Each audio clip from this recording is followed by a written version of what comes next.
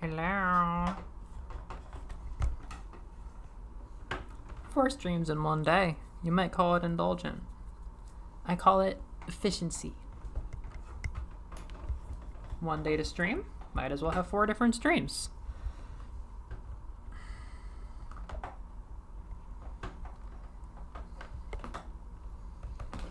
Might as well have 16:9 video. That's what I always say.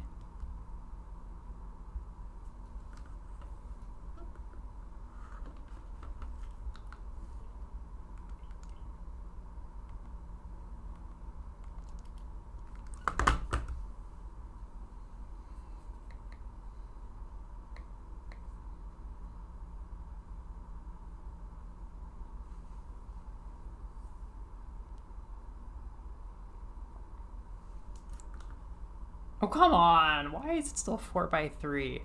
I crashed the damn OBS trying to fix this.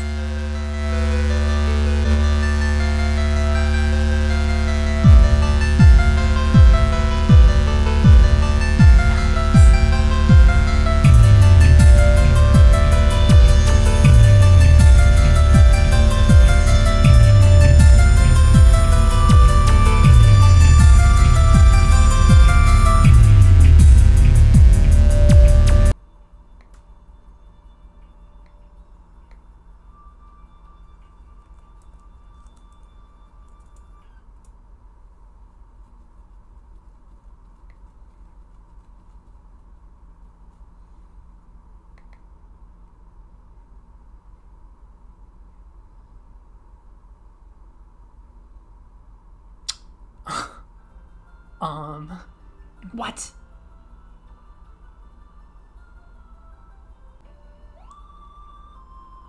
Oh my god. Christ alive.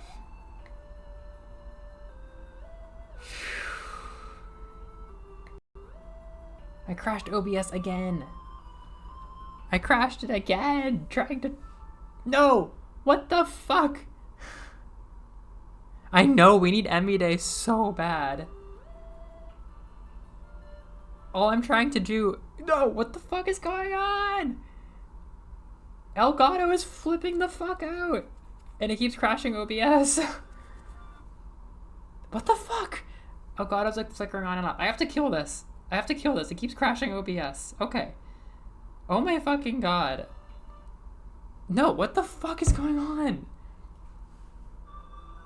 Chill the fuck out. Oh my god. OBS. Just get comfortable. Don't crash. Just chill. We got internet for you. I'm gonna introduce you to a little friend of mine called Elgato. You're gonna render it in 16:9, and you're not gonna crash while trying to.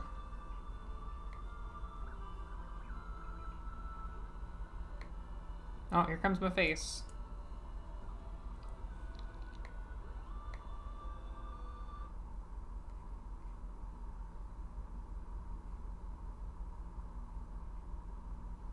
Why is it red? It's normal, it's normal, it's normal. Why does this say red?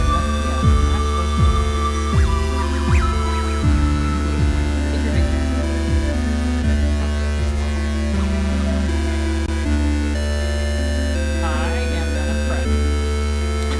I'm gonna do a little thing I call praying. And I'm gonna say that Elgato isn't gonna make the music.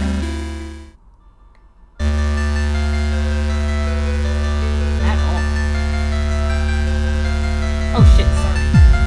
Oh my god, look, it's in the fucking red. Oh my god. This is so chaotic.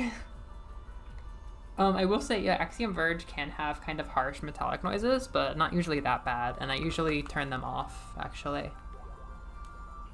Yeah. Yeah, metallic ping is off. Nope, nope, off, off. Okay, it's on. What the fuck? I feel like my life's falling out of control right now. Okay, why are A and B inverted? It's not 1996. Okay, fuck you. I'm having a stroke. I'm having a goddamn stroke. Okay. Wake the fuck up.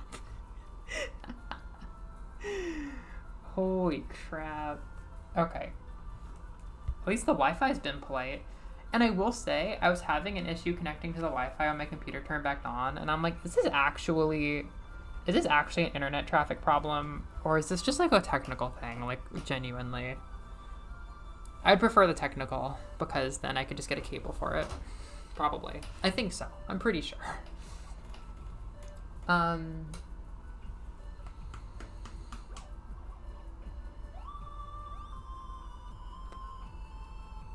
I mean, fuck. Okay. Everything seems to be working. Yeah, I want the cable fix to work. Wow, I hope everybody who wants to watch the stream knows that it exists.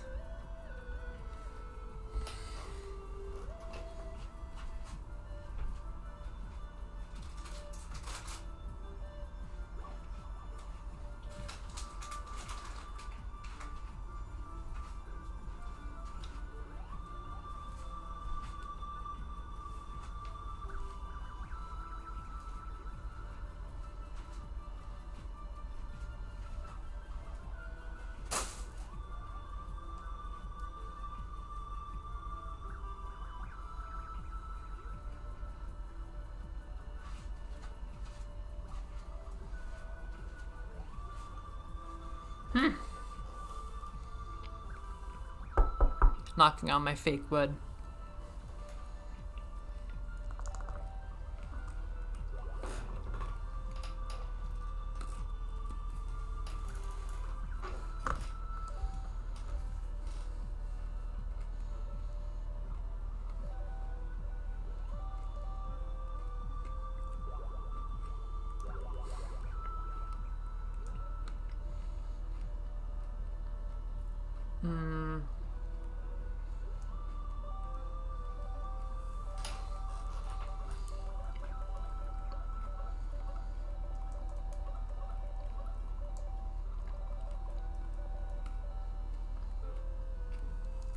The thing that's kind of throwing me off here is that AV2 doesn't use this like archaic retro menu style with like having to press like B for enter and start for things. So I'm like, whoa.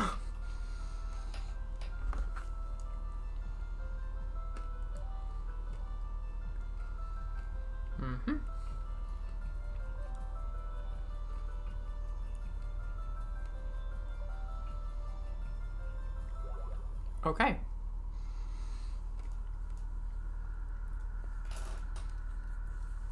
Okay.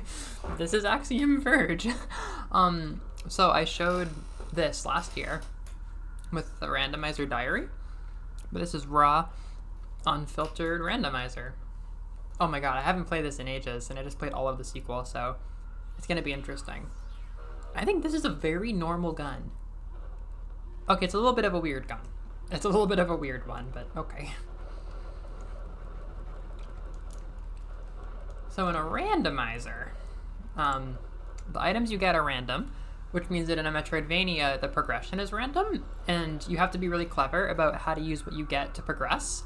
And you got to think like, oh, I want to get over there because there's a bunch of items over there, or like I love that area, or like I just want to move forward. So it's a really fun thing to do. I don't think they have plans to make a randomizer for AV2, which is really depressing because this randomizer is like, I have played criminally little of it for how excited I am about it. It seems extremely fun. It was a weird game, you know, I don't want to say too much about it too early, because like there's a lot of like reflecting I gotta do on it. It was just a weird game. It'll be in the top 10 list for sure, unless I mean, my game metabolism is picking up, but not enough to boot it out. I know, right? I mean, that's how most games are. Like, that's, I've done Ocarina of Time that way. I will probably stream Symphony of the Night and Super Metroid that way. That's actually a big part of why I was curious about Metroidvanias, is because randomizers of things like Super and Symphony seemed so much fun. Hollow Knight has it, but I don't know. Something about modding Hollow Knight feels weird to me. It's such a, like, living thing.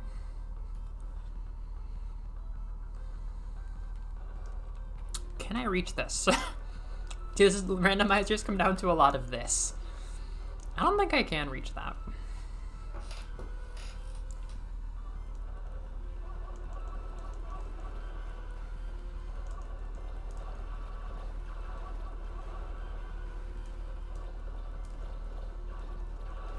Like, it's a weird gun, but it's not the weirdest gun I could start with.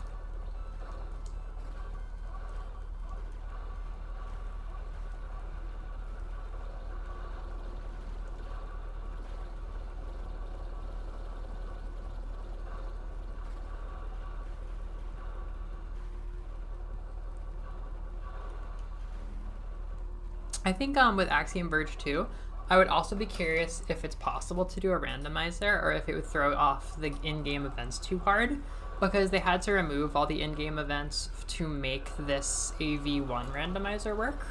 And that's like fine. But AV2, I don't know. Like when I was playing it, I was like, yeah, I could see doing this out of order. But I don't know if it would still function. It might not function. Some games don't.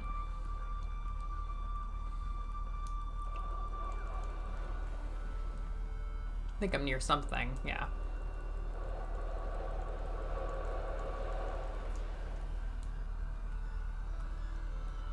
Oh, near a glitch. Oh, it reconnected. It says it's reconnected. It says it's reconnected. It says that it's reconnected. Come on. Come on. Come on, you son of a bitch. You got this. You got this. Stay back, stay back. Come back and stay back. Oh god, this! Jesus Christ. This is one of the weirdest guns I could have gotten. Christ alive. Yeah, this is a super weird gun. I have used it, but it is weird as fuck. It'll open up that door. That's something it'll do. I didn't know these doors closed behind you. That's different.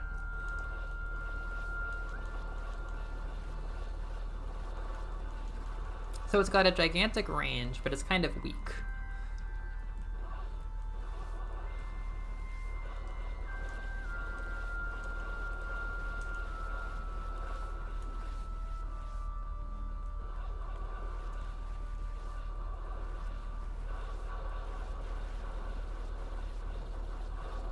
Look at this ridiculous alligator mouth motherfucker.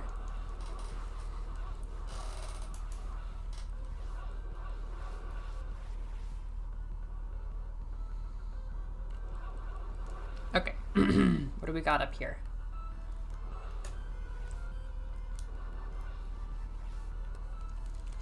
Can it drill rock? That is a big part of this opening area. Getting something that can break rock. Oh, I like those enemies. Oh, they've got like little petals when they break. I like these.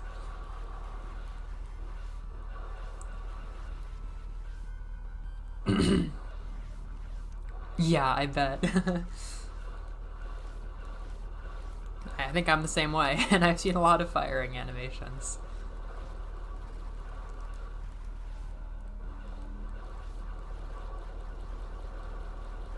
It reminds me of the Sanrio character Big Challenges,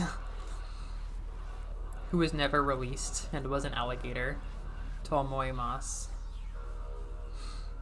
Is this another gun? I don't need another gun. Oh, it's a drill. Okay, that's normal. This is normally what you get around here. Is it like the first drill, or are there drill upgrades? Laser drill. I think it's just a drill. I don't. Yeah, it's pretty normal. Yeah, you know Big Challenges. So we can go out the normal way, but I want to know if I can go up here and do anything.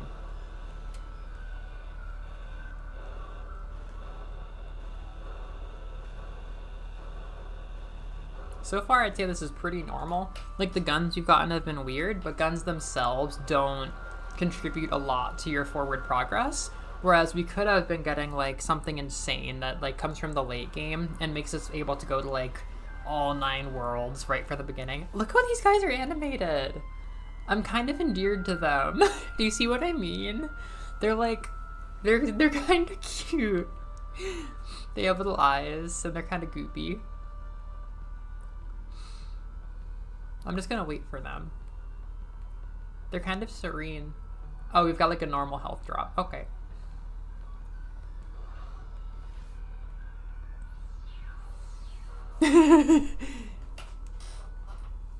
Was that a health drop? What did I actually get? Yeah.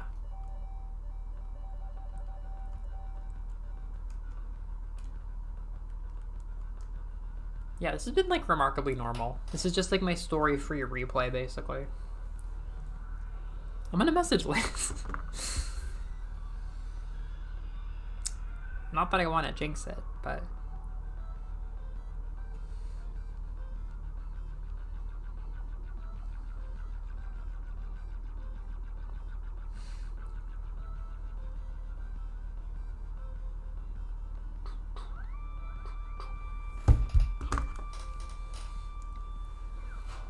Yeah, so if you can believe it, Axiom Verge 2 goes from this to like an alpine aesthetic. Like straight up. Like a significant amount of the game takes place just like in a mountain.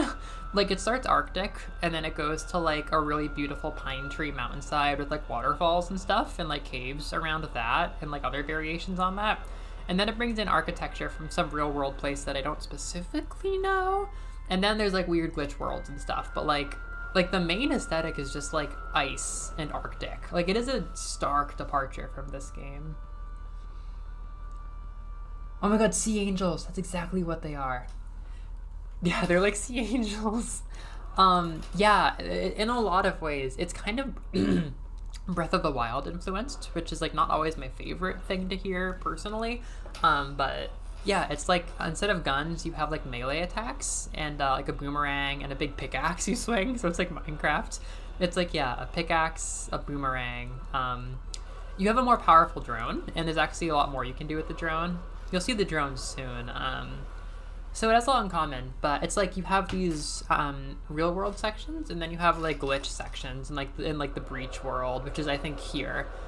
But it's a different character and a different story approaching the same like world between dimensions kind of deal, or like other universe type deal. And those sections are all glitchy and weird like this, but a lot of the game is like nature-y, which is completely whack. I know, the thing about Ice Climbers too. I multiple times have made jokes about that, especially like the breach mirrors the real world, so it's like this is the breach, the glitch, the weird like alternate world that mirrors the place in the real world that you access it from. So it's like 2 dimensions layered on top of each other, and you don't get to the starting area, which is the glacier, until the very end. So you don't see breach glacier, you know, it's like breach lake. There could be a lake region, and then the lake breach is kind of like blue and oceany.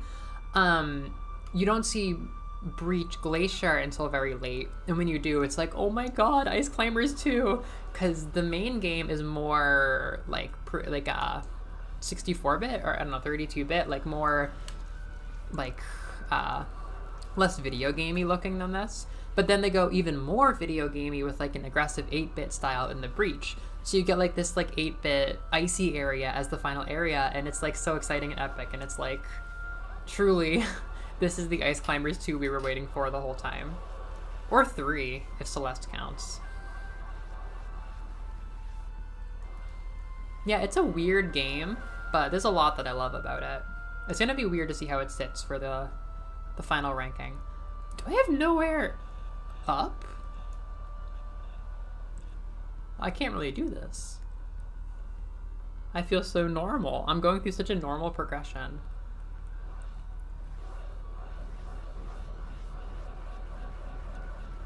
Yeah, I want to learn more about the lore and stuff, because Thomas Happ, the creator, puts a lot of effort into the multiverse element of this, and I find it really interesting. I'm still struggling with the controls. It's another upgrade. I don't know what it is. Maybe it's like a piece of heart. Yeah, so now we're at Ice Climbers 3. Every time somebody makes an 8-bit ice game, they're just making another step in the Ice Climbers series.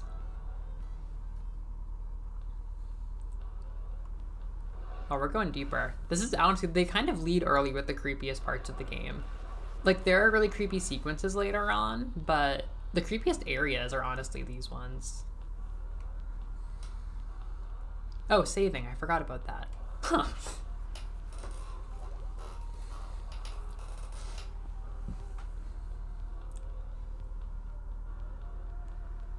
I was like, you know, in going with the like Alpine aesthetic, they kind of dialed back the creepiness of AV2. But then at the end, they have these really scary sections in like dark areas, and I was kind of shocked how much more gripping they were than the rest of the late game stuff that was kind of boring me. Which made me realize, like, oh, I kind of like the horror of Axiom Verge, which usually I don't care much for darkness and stuff like that, but I like the brand of creepy that they use here. Yeah, that's another thing. How do I even... So, like, my consciousness goes into the egg, right? I don't know if my body does. I mean, I don't even know if he brought his body here. This is just some scientist from Nevada. Like, this is just some Area 51 asshole. Like, I don't really know... Like, I don't know if his body is in the breach.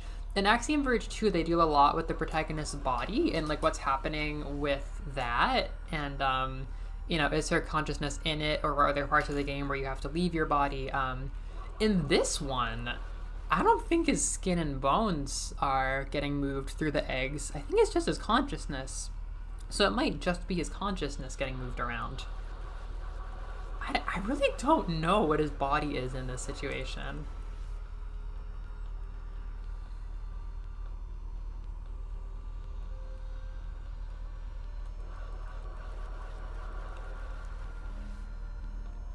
Like, when I send the drone into the breach, the drone disappears. Oh, I need a defibrillator. I used to call it a descrambulator. I don't even know what it is. It could have been you. Yeah, I often think about you at this game and your particular knowledge, and I'm like, I know somebody who's like specifically relevant to stream Axiom Verge with. Like, yo, Noreen, if I did this, would this happen?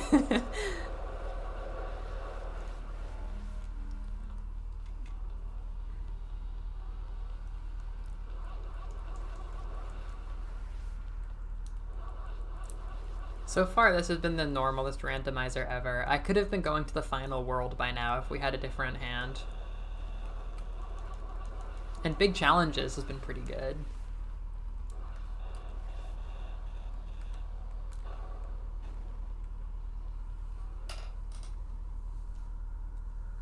Oh, this shit. I was so stumped in here during the randomizer diary. I don't remember there even being an item in here.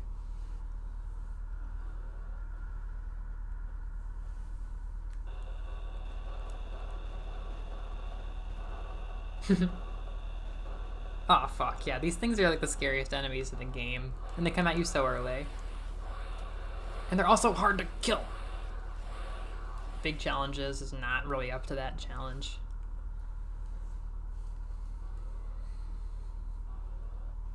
Yeah, this is like downright the creepiest part of the game, and it's like the second world. Hello! Oh, these are crunchy, my dear. Oh my god, I even had to turn down the crunch meter. There's like a metallic noise that they offer if you really, really want it. Oh, here's Elsa Nova. This game's like aggressively retro. It wants to feel like an actual 8-bit game, which is often not to my liking, but I actually love it. So in the story, this would be a place where we would get a lot of lore. I can paraphrase, but in this part of the breach, or this world, we're dealing with like the way end game of some gigantic war.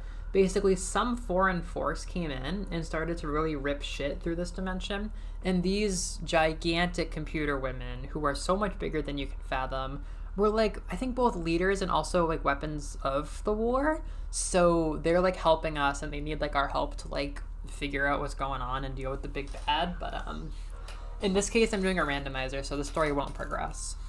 We just get to see them. Ooh, I mean, they really love their NES. I don't even know what this is, but I don't think it's a gun. I bet it's big. Drone teleport. I don't have a drone. Does it give me the drone? Oh no, I don't have a drone. Shit, I was wondering about this. I have specifically wondered what would happen if I got drone teleport before drone. Answer is fucking nothing. Wait, did I just save? Did I just exit out? Oh my god, I am so not used to the A-B switch. Continue. Oh shit. Now I'm back at the teleporter. If I were a speedrunner, maybe that was intentional, but... Hello, dear sweet Liz. We have salvaged a little chunk of the digital web to explore and have a stream together. I mean, I'm going back down. That wasn't a time skip. I didn't even get anything from Elsa Nova. Oh, lovely. The broccolis. Yeah, this game's a lot more beautiful to me now. Ugh.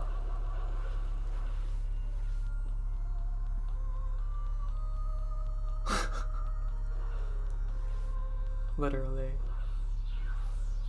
I could use a GPU right now, probably. I'm probably gonna start, I mean, next year I'm definitely gonna be thinking about replacing my computer. But I think part of why OBS crashed was really just like my computer being exhausted. It blue screened earlier this year, and I brought it to a guy, and he's like, well, Windows computers start to blue screen after a year or two, and I'm like, oh, great.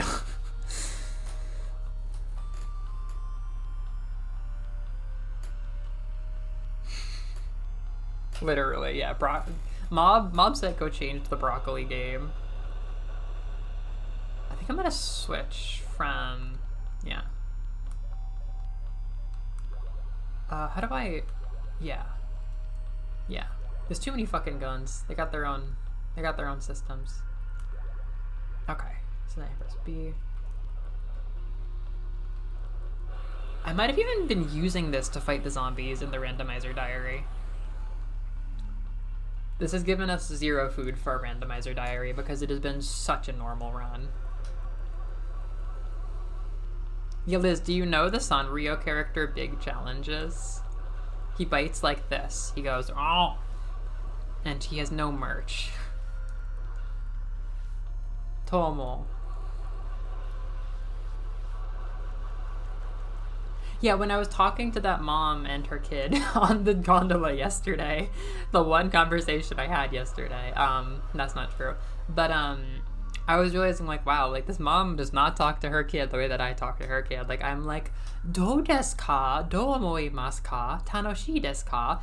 And, like, she's just speaking in, like, this casual short form. Like, my supervisor was like, you speak Japanese really well, but I think you speak too much textbook Japanese. You should find your own way of speaking Japanese. And I'm like, oh, I could say yabai. And he's like, adults don't say yabai. But I'll say yabai, because I was just like, you are wrong. You don't know what it's like to be a camp counselor and a streamer. This adult does say yabai, but moving swiftly on. I was thinking about that. Okay, so big challenges can open up some doors for us, so to speak. Oh my god, did they? Is he back? He's canonized. He's canonized.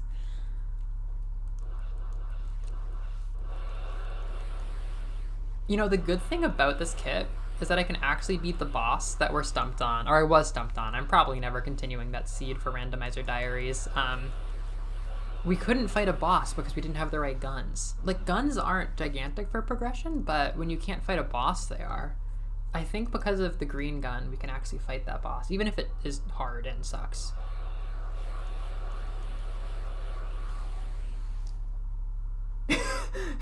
I know, right? If I can't say yabai, I won't grow up. No, I've heard so many people in their 20s say it. It's like, I might not say it in the office, but no. No. I have concerns. I have concerns. I have concerns. Okay. Oh, crap. What am I even doing? This happens so much. The controls really can be confusing.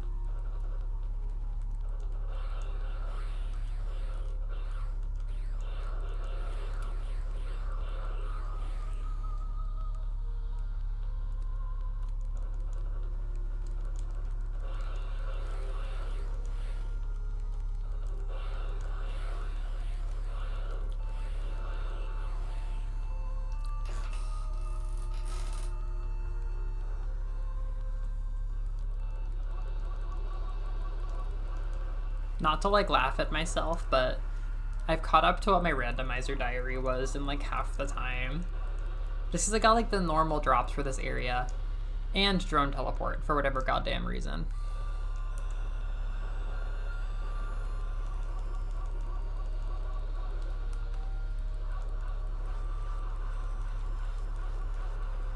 This is another health upgrade up there. I can't even reach that. I don't have a discrambulator. I'm gonna go nuts once I do get one though. It's starting to build up. Ah, shit. Nope.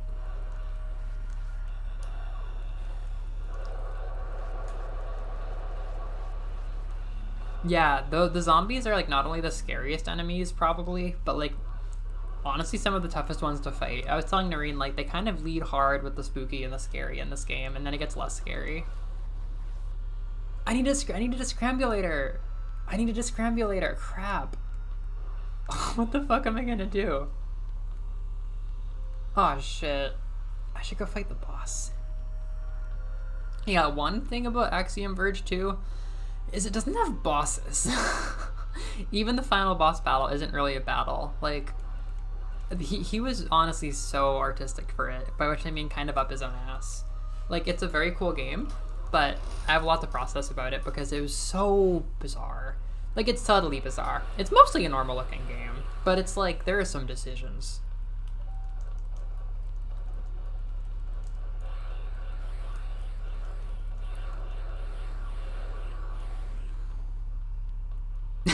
I mean, yeah, I think the one thing about it is it's a more relaxed experience than most games. Fair. You know what? Fair. One thing about this game is that it's very kind about dying and stuff. Like, I won't lose any progress right now, which is honestly completely fine because I didn't make any progress. Or, I know, because I did make progress, but I didn't need to be down there. So, thanks for giving me a fast travel, Mr. Corpse.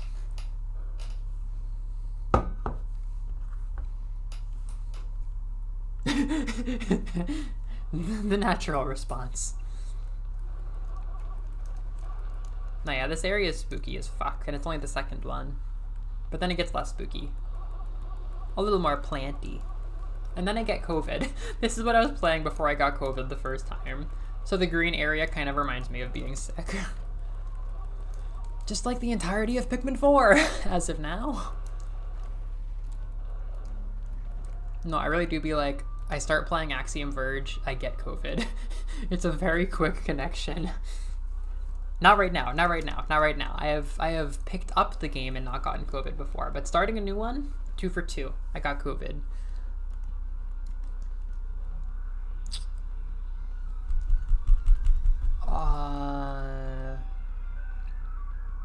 Back down. Back down. Oh. Yeah, it's better not to have bosses in real life.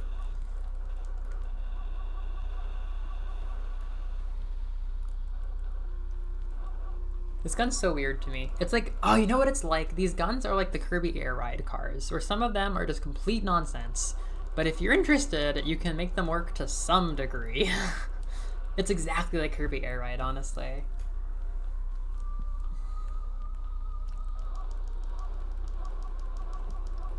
Oh, I probably can't get to the end of this hallway.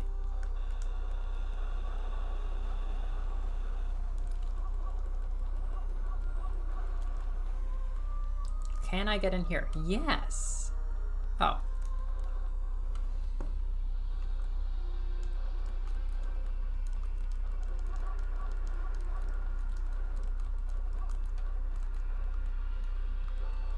Yeah. Fuck you. Fuck you. That one did hurt.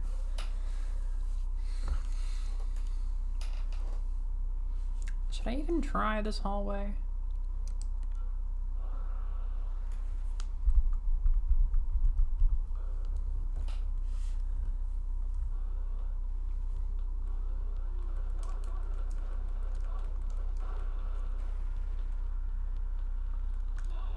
When the Dead Cell stream glitches so bad it becomes Axiom Verge.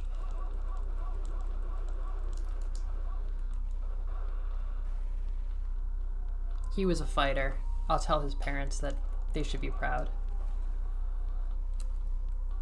Toby Fox is like recoiling someplace. Like, Jesus fucking Christ, didn't you play my game? Holy shit, don't you remember Snowbird's mom?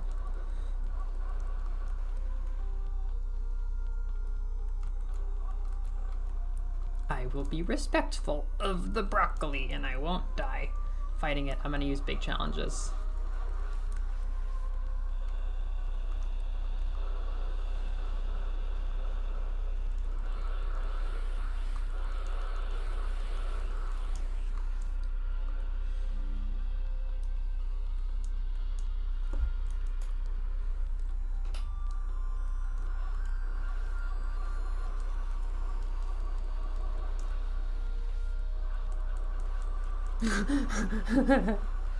That's how I'll slowly use the power of psychic connection to bring more people in. Yeah, this is glitchy.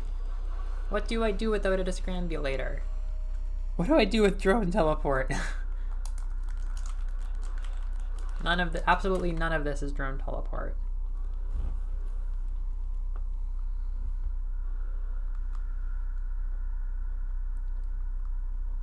Oh right, I can go right. See, that's the power of Metroidvanias. Oh, it's just a save room. Son of a bitch. I don't even want to use this save room. You know what I mean? I'd rather die. I'd rather fucking die than save. By which I mean... Oh. Mail time. Just a small heart attack. I'll be right back.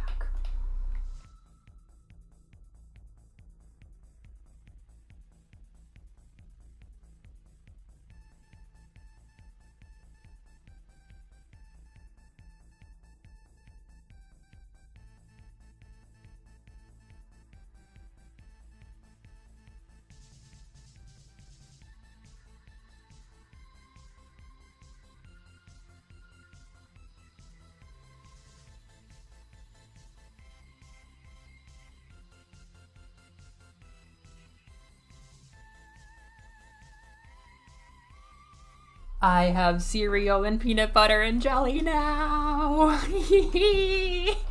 Amazon, PB&J. Fuck Amazon, but it was my only option. Hi, friend. The real mailman was Amber all along. Oh my god, that's so valid, Noreen. Can you imagine how cursed that would be? No, I really don't think anybody can hear me. I never hear my neighbors. Male jump scare. Yeah, I've got enough like American breakfast now to last until I can cook Japanese breakfast. It's not even like, so cooking is half of it, but I also just like, if I'm not in like the camp mentality, I don't want to eat eggs or rice or fish in the morning. I'm so touch and go with eggs, and I just, all I've been craving is normal American breakfast food in the morning. So it's gonna be a long battle, but I'm gonna win it. Not by buying tons of cereal, but by working my way up to it. Oh, I have a grocery store, but they don't have cereal. I didn't know this until like a week before I came, but there's just no fucking cereal in Japan. Like, my friend in Tokyo said that she eats granola, and I'd eat the fuck out of granola if I had any. Like, I can't find granola either.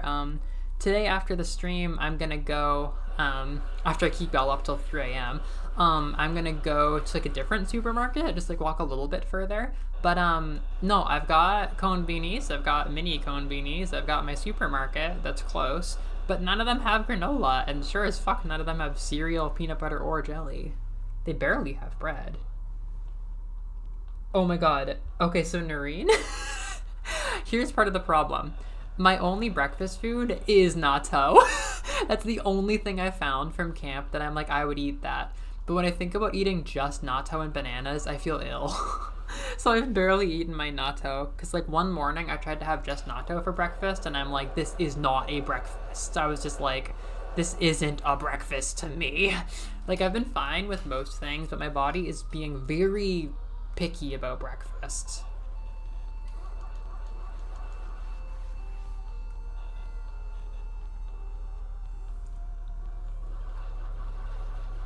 Okay, so I need a scrambulator. I'm gonna backtrack. Yeah, that's exactly what it is. Like, I like the natto texture more than, like, I like it a bunch, but I feel like I need it paired with something. Just having straight up natto and then being hungry after was like punishment. Because I like natto, but like, I don't like it that much. Not enough to just eat it.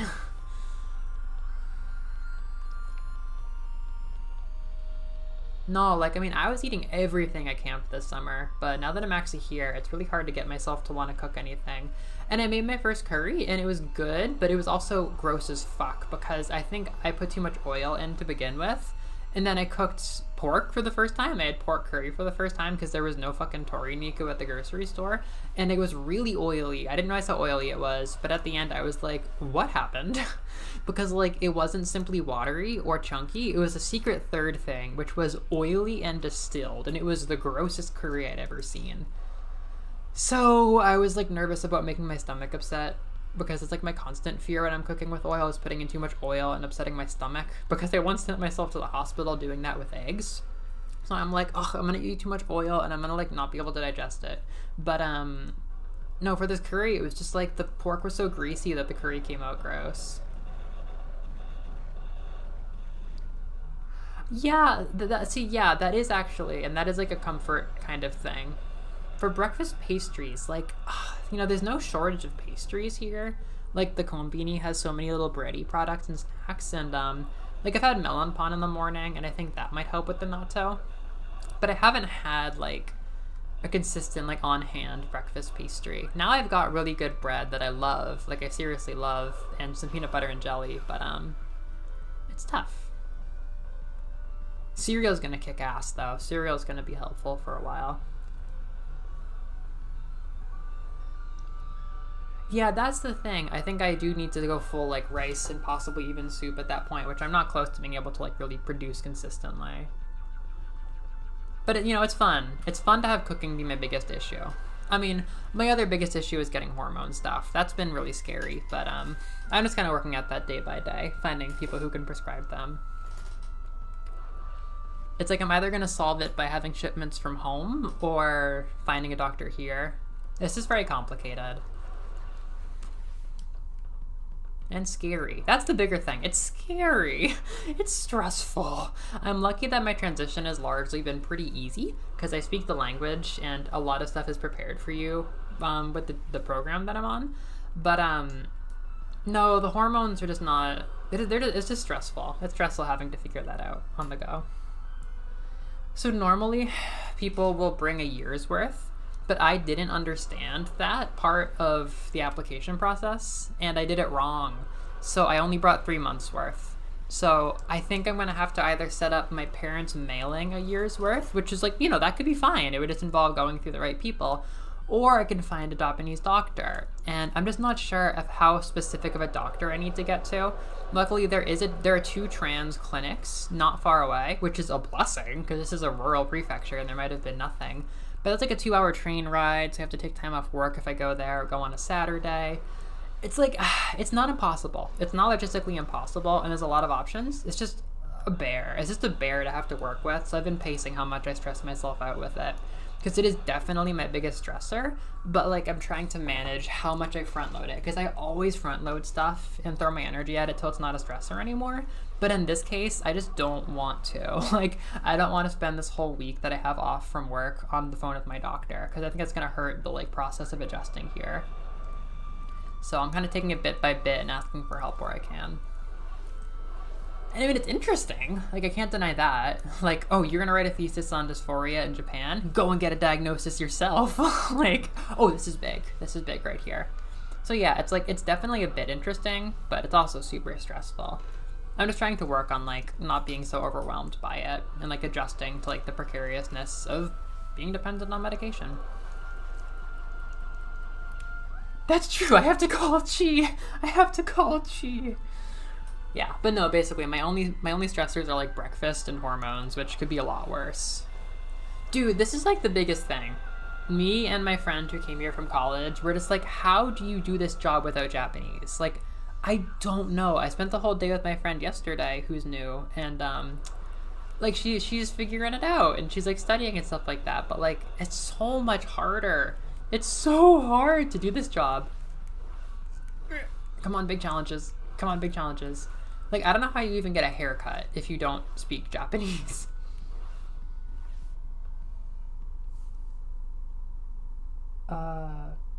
G... What's that? I don't know that kanji, but it sounds helpful, so thank you.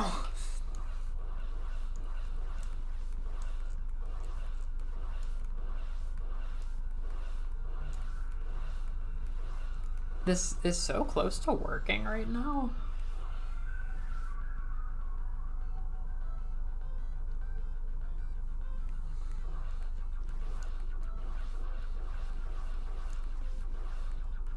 Yeah, it's true, Noreen. I do believe that I'll be fine. Like, if the worst case is like my parents either have to make like a trip home that'll be expensive, or my parents keep mailing me them from CVS. But like, it'll work out. It's just really stressful. Oh, thank you. Cooking for yourself. Yeah, that is kind of my particular thing. Is like, I'll look up recipes, but like, I gotta cook for one. Come on, big challenges. Come on, big challenges. This is my only shot at opening this thing, and it's so close. This is what they meant when they said that Randomizer is only for experienced players.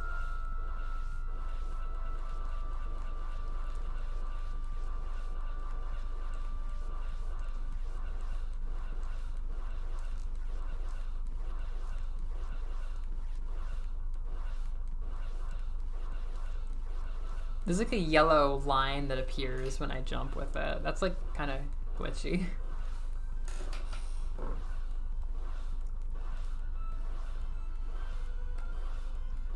There's so much about Japan that I've been loving though. Like the train system is so cool. I live right next to a train station. It feels like my home.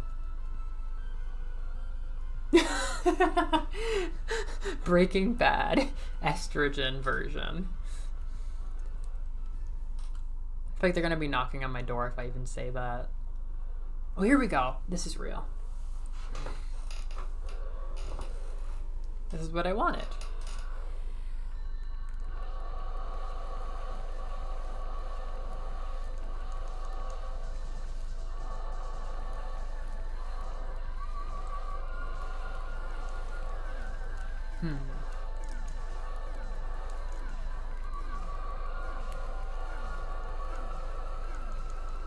He's beeping. He's beeping.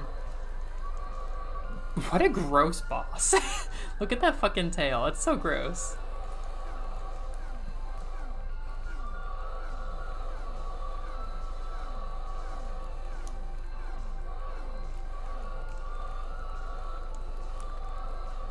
Hey, big challenges. Breaking Bad, Melovania Health Insurance, Melovania Gotcha, Melovania Estrogen Lab. Okay, speaking of gotcha, I am genuinely a little bit nervous about what's in here. Like, it started off such an easy run, but now I'm like, bruh, they expecting me to do some kind of glitch. What's that?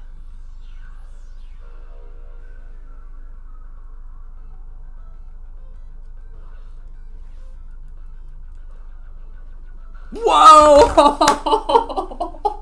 Holy shit! Holy shit! That is what I'm talking about! Oh my god. Dear Randomizer Diaries, we have a scrambulator. The journey began simply. We got a quirky gun. We got a quirky gun. We got the drill. We got something we couldn't even use. And then we got the strongest scrambulator item in the whole fucking game. I can go anywhere. I can go anywhere right now. I can go wherever the fuck I want right now. Oh my god. I was thinking before that it's almost like, for randomizers, it's like the longer you go without something crazy happening, the funnier it is. Because then you go from like, you know, it's like a build up. It's like, oh, this is so normal. I just want like, oh, could I maybe get like a little, like a descrambulator level 2? That'd be so crazy. Have the descrambulator level 4. Go directly to the end game. Do not pass go. But now I feel like it might be hard to find anything else interesting. I mean, I guess I need the, well, we'll see what limits me. Because I might be struggling for like something to move between walls.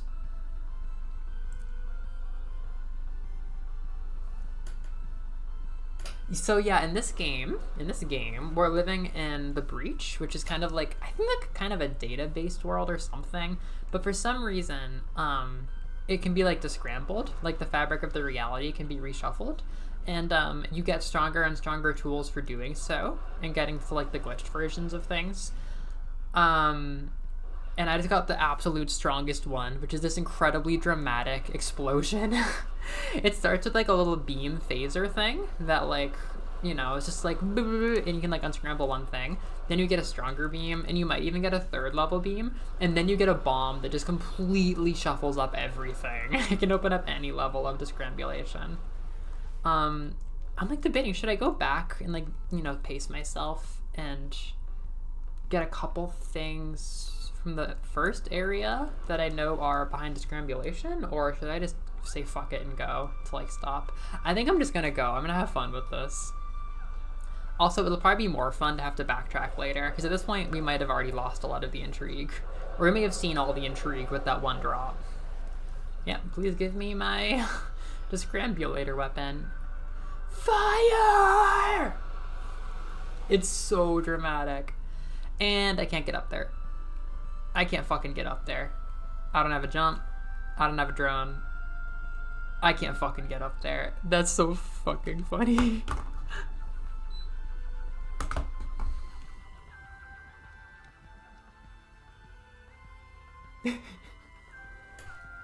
We will cook drugs and estrogen. They're gonna take my stream down. They're gonna be like, you can't stream Super Metroid without a license.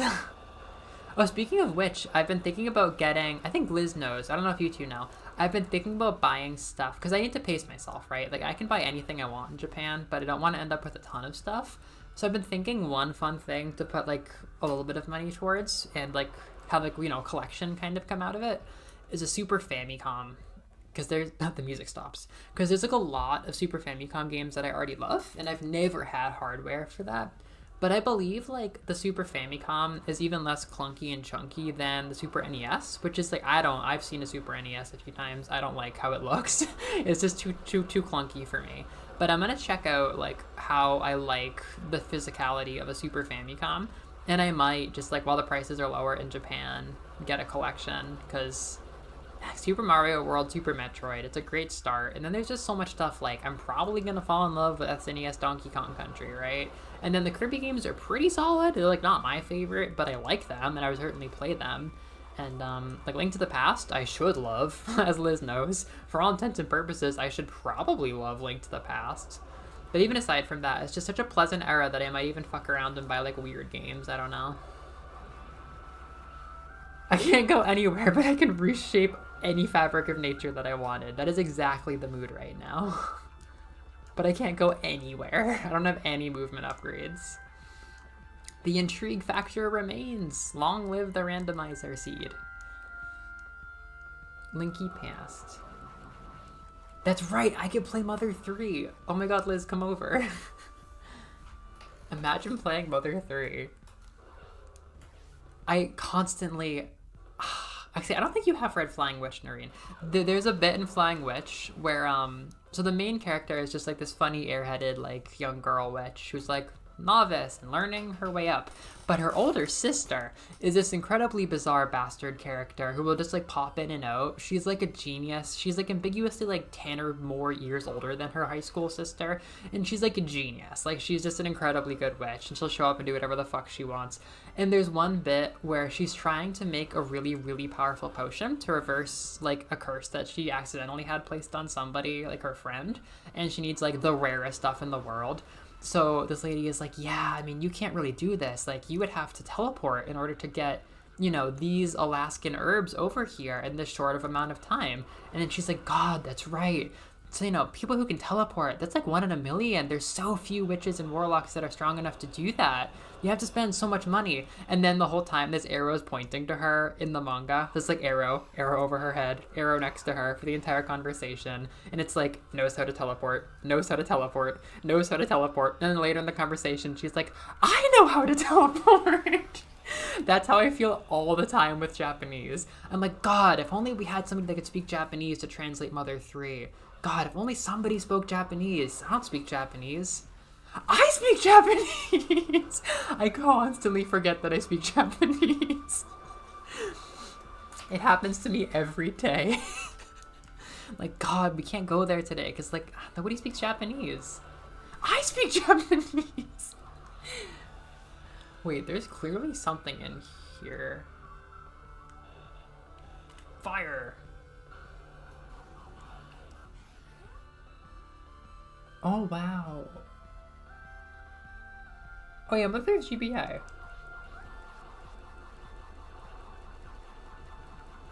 Yeah, I've played it on an emulator, and I think you're right. I think I'd be very charmed. I was very charmed by the emulator on NSO, but I would probably be even more charmed by that and the older stuff.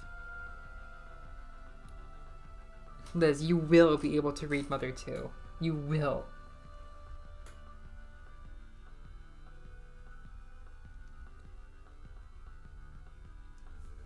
Oh yeah, so she's yeah. I don't know if you know that it's the sister's fault that Inukai is a dog, but she later in the series wants to not be a dog anymore. It doesn't go through, spoilers. It doesn't happen because her niece finds it cute when she's a dog. So even though the sister does all this for her, she ends up being like, I'm just gonna stay a dog. But yeah, she's doing that for her. Can I glitch these into platforms? I sure as fuck tried. Wait, I'm gonna try again. No, I'm out of bombs. I'm going to kill them. Yeah, prank chocolates when they were drunk. I haven't read Flying Witch in a while, but a ton of people from Boston were getting sent to Aomori. Like, there was literally a Boston to Aomori pipeline. So everybody I met during orientation for Boston was going to be part of this Aomori clique, so Flying Witch came up constantly. I actually, like, got, like, in touch with, or I actually made a friend from that group, so I might visit them, maybe, someday, if I'm here for a long time. Aomori seems cool, but it's not, like, top priority.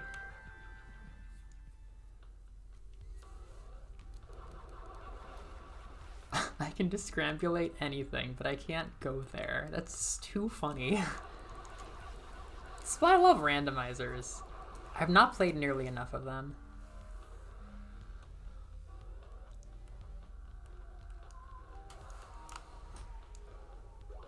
Oh, I need Mizu. I need Mizu. Chotto matte.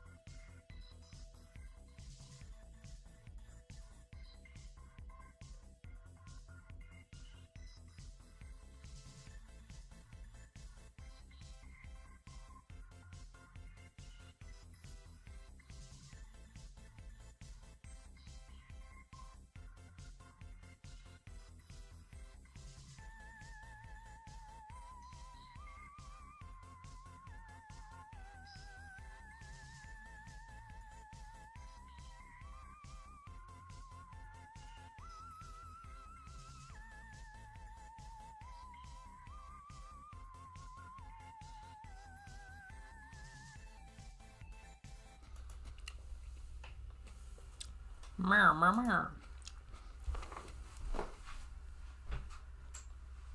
This is so fucking fun.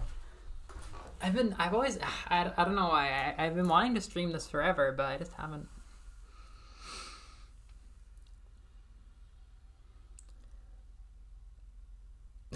Wait, that's not right. There we go.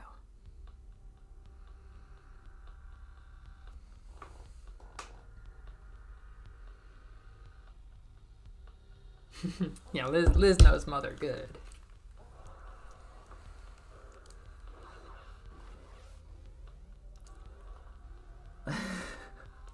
I love the relationship between mother fans and the game that they love. I think I read like an Onion or like a Hard Drive article that was like, mother fan of 17 years so excited to finally play the game. I've always been so charmed by its Americana psychedelic vibes.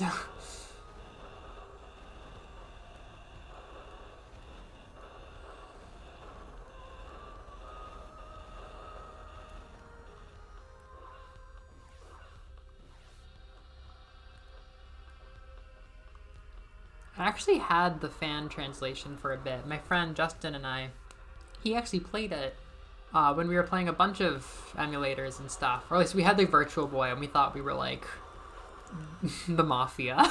We were like in middle school and we had Virtual Boy and we thought we were like the mafia doing crime. He played it. I didn't play very much of it, but I played the beginning.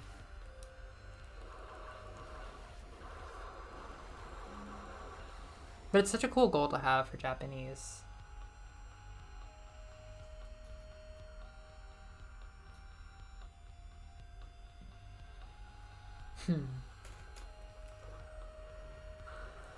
This is such a dramatic way to do these early puzzles. Yeah, so in this game, hacking something pretty much changes it from its normal form to a glitched form, but it's a lot more complicated in Axiom Verge too. You can like do a number of things to them. It's so weird comparing those games. I did not want a gun. I'm gonna be straight up honest, I didn't want a gun. Man, alright, I guess I have to do it the vaguely normal way. What is this gun, though? I thought it might be the one where you can remote detonate, but it's not. Can you explain yourself to me? Data bomb, scissor beam, scissor beam, turbine pulse. I mean, it's very normal, which I appreciate, but I don't know, it seems like a normal one. I like data. Oh no! Laundry's so weird here, like, Wait, this floor seems so aggressively, like, penetrable. The laundry is like, you do it in your washing machine, and it leaves it, like, quasi-dry, and then you put it in your shower bath combo room with a fan, like a built-in fan running, and you just, like, let it do its thing. I just leave it going overnight the first time, but it's like you hang it up in your bathroom and use a fan to dry it instead of having a dryer. I'm hoping this is strong. I mean, I guess it's probably got a long range.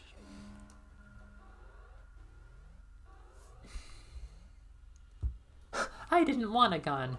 I wanted laundry. Ay.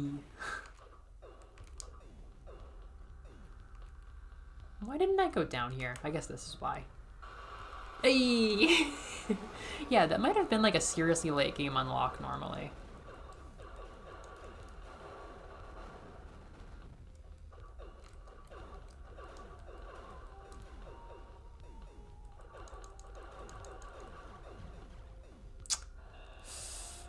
Ah, am I drilling? Oh god, no, I'm warping. Yikes. Yikes, yikes, yikes. I have nothing for warping. Wow, this is fascinating. I don't need any Discrambulator upgrades, but I don't have any of the 3 or 4 warp upgrades.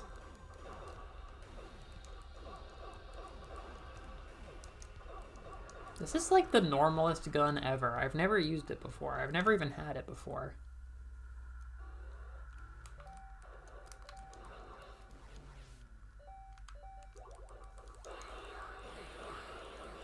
How many hits does it take to kill a zombie with it? Ooh, life. Blood.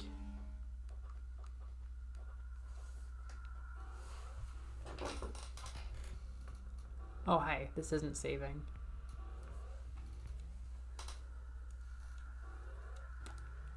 I will say, like, for being simplistic, I don't know. I don't want to put too many opinions that I have about AV2 out there, but it's one of those games. Like, it's one of those opinion games where, like, I don't know why, but I have so many opinions about the way that the story was pulled off. Like, I don't know. Something about it, like, even though this one's a lot more simplistic, or at least, like, similar, like, I feel like the way that they pulled it off was a lot less interesting in AV2. Like, this is a very simple story, but there were so many moments where I'm like, fuck yeah, story is happening in this game. Which, like, not every Metroidvania will even give you a moment where you feel motivated by story. But this one had at least one or two or three. And then AV2, I don't know, like, it's like there was more story, but there were less of those moments. It's kind of how I feel. Why haven't I gone right? I have not fully explored this area. Although it is funny how much time we've spent in this area so far. Like a seriously large amount of time compared to the first area. Yeah, sorry, this is one of the creepiest rooms in the game. Just don't think about it. Just don't. It's just like the byproduct of a giant war.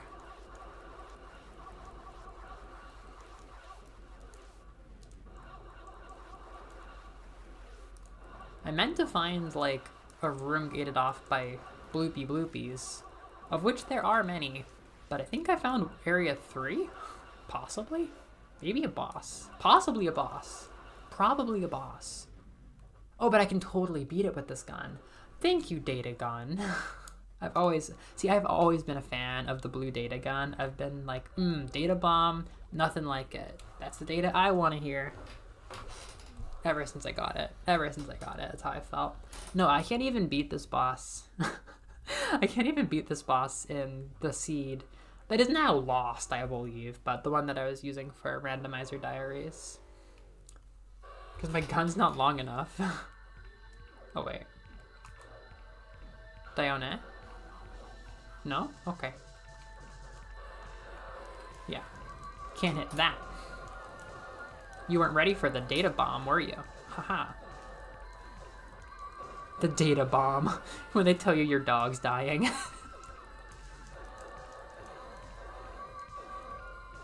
Ooh. Can't run. Can't run. Can't escape from crossing fate. This is gonna take a while. Unfortunately.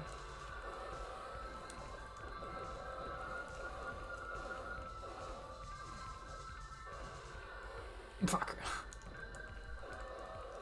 I'm probably not even gonna win this. This is so boring.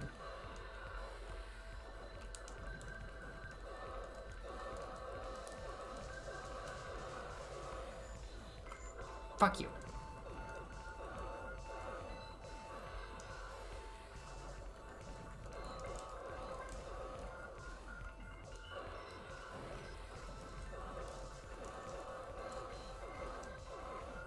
Fuck, can't duck it.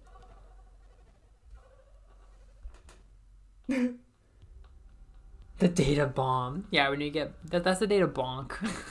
When you get a USB stick thrown at your noggin.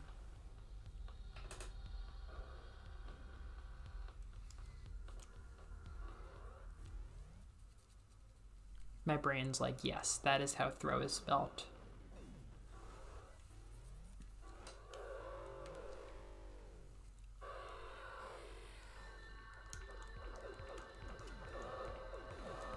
It's like the most boring rhythm game I've ever played. There we go.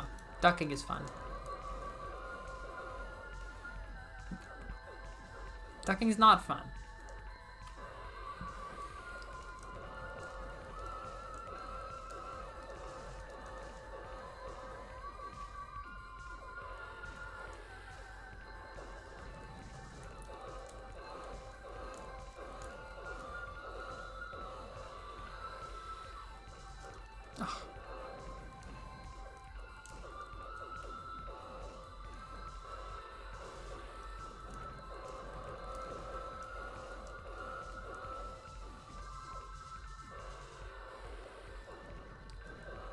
Can we get orange?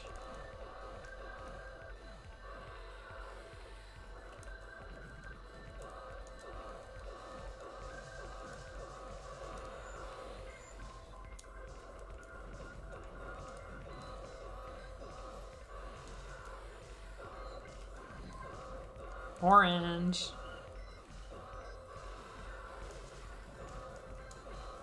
I think this is a lot more fun when you like almost reach it, but you can't quite snipe it from here. It's very boring when you can. Oh, it's a deep orange. That's an even richer one. Come on, come on, give me red, give me red, give me red. Again, it's like the most boring rhythm game ever. Because the pattern's like not changing. I don't know. Kraid is similar, but Kraid's way more interesting in Super Metroid.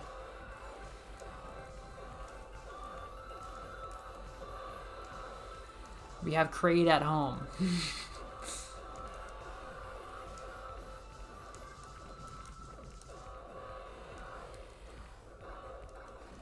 That took fucking forever.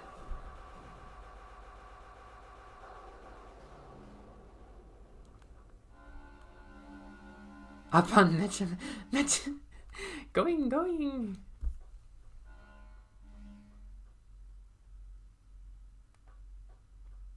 Oh, you have so many chores to do.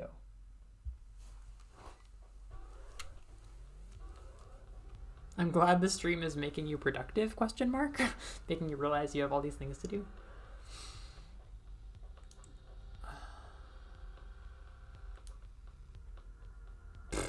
I hope I have what it takes to get out of here. A health upgrade. I'm gonna fucking starve down here. You can't just give me a health upgrade and send me on my way. Oh, okay. But like still. This does nothing for me. Where am I gonna go next? I mean, I guess I can just go do this. I can just continue the game normally. This is so weird. It's becoming like a normal run, but with like the god power discrambulator.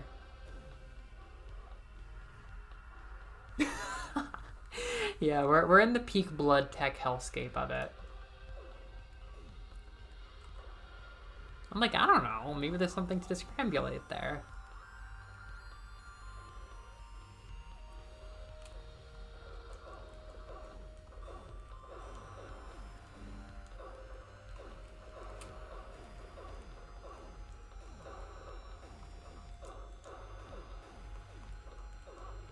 What the fuck?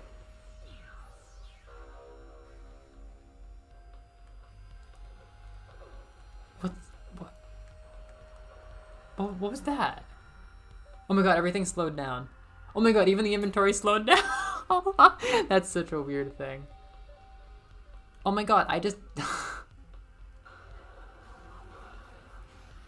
I swear, I just got a...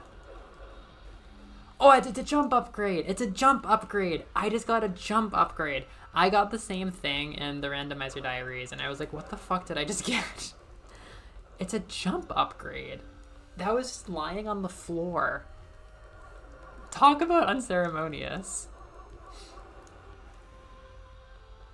This should open quite a lot of things up to me. Now I'm not going to be on such a normal path. Yeah, and this is where I was just backtracking to, so I don't really need to go there anymore. But I will check it out, in case any other health upgrades are actually extremely essential upgrades. Literally, Noreen. Literally. Dear Randomizer Diaries, somebody left their field disruptor on the fucking ground. No, like, the double jump in Metroid Dread is called the spin boost, and when I first got it recently, I was like, what the fuck is the spin boost? Like, it's a pretty linear game. It's like a fully linear game, and I was like, I don't remember what this is. Sometimes they struggle to describe.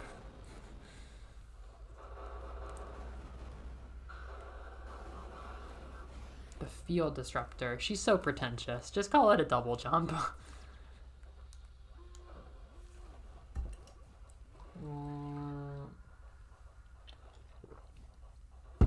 Yeah, I will say, now that we're done with like the blood area and like the corpse area, these areas become a lot more colorful. Here we go. Oh, this is like my favorite one.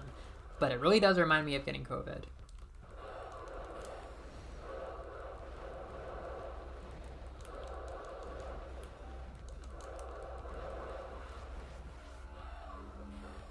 I was like running through here and everything was green and kind of sickly, and I was like, am I feeling unwell?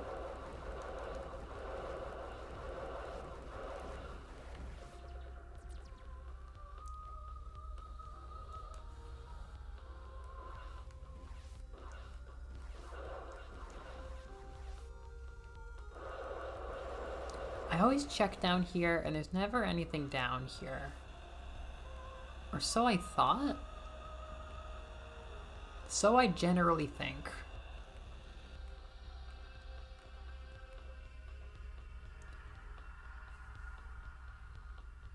Whoa, that's like a... My cactuses need water!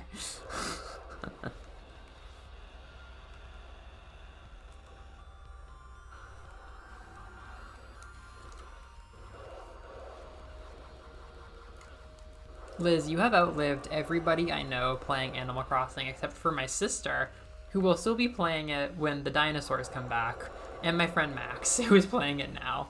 Like, literally everybody else has stopped. For a long time, it was you and Evie and Max and my sister, but now even Evie seems to have stopped playing. It is literally you. Oh, it's a drone sequence. Yeah, I have no drone, but I have a drone upgrade, and I have no warp. Even cactuses need water sometimes. My cactus passed away right around when Tears of the Kingdom came out. It was so sad. It was the day I was gonna change its soil after I finally got the stuff, and then it got like super sick. I tried so hard to keep it alive while I was doing the soil transfer, but it didn't make it.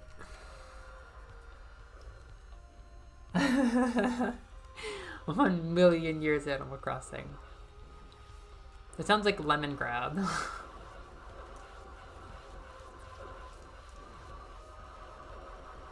It is kind of painful to use big challenges. I will be honest. It is so much tapping. But you can do this. Yeah. Now what? Why is this a... Fuck! I didn't see that coming. Rip indeed.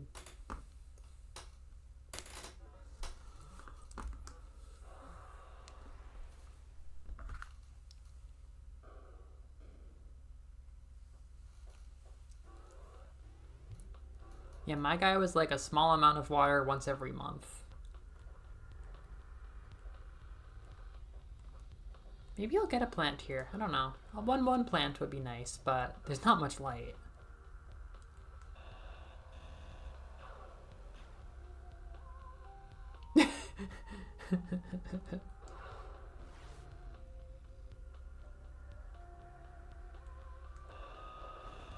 Hey, adventure awaits. There's no... That could have been anything. There's no drill in Axiom Verge 2. The drill is so iconic in this. There's a pickaxe, but you don't use it for much breaking stuff. It's actually like your sword. So yeah, Axiom Verge 2 is Minecraft and Breath of the Wild. Imagine making a Super Metroid clone and being like, I need to make it Minecraft and I need to make it Breath of the Wild.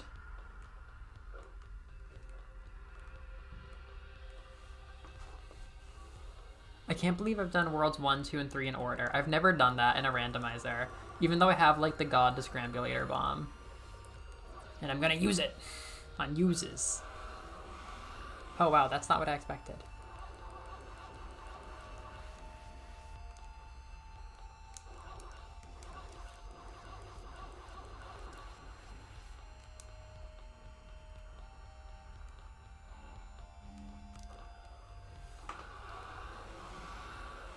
Oh, uh-oh.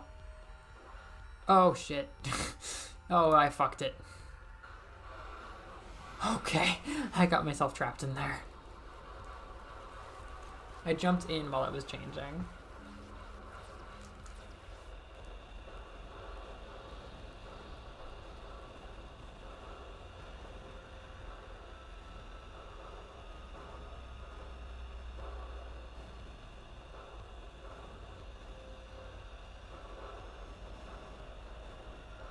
That jump upgrade came at the right time. What is in here? I'm a very healthy, well-adjusted trace. I have a lot of health upgrades. I have a drill. It's good. It's cool. Oh, what's this? I can never honestly tell. Imagine it's a gun. What the fuck did I do? Come on. I gotta stop pausing it while that thing's doing its thing.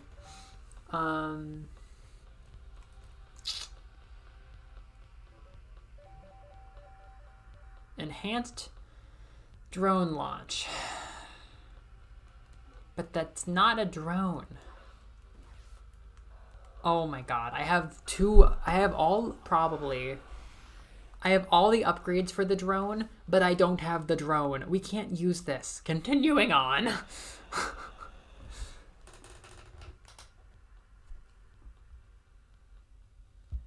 Okay, so the thing about that is one of the main upgrade trees that I need is 100% about phasing through walls. Not into them, to be fair, but through things. Like, first you get 2 blocks, and then you get more.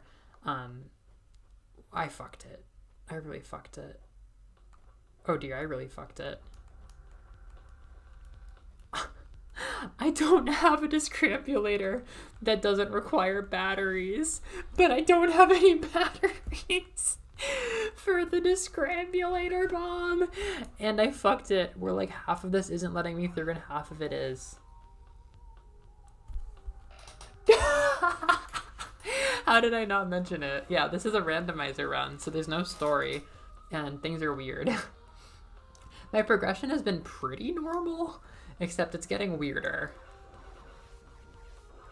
Oh my god, I have to go back to title. Oh my god, I got stuck in there. Okay. Definitely, yeah, definitely. I need a grate.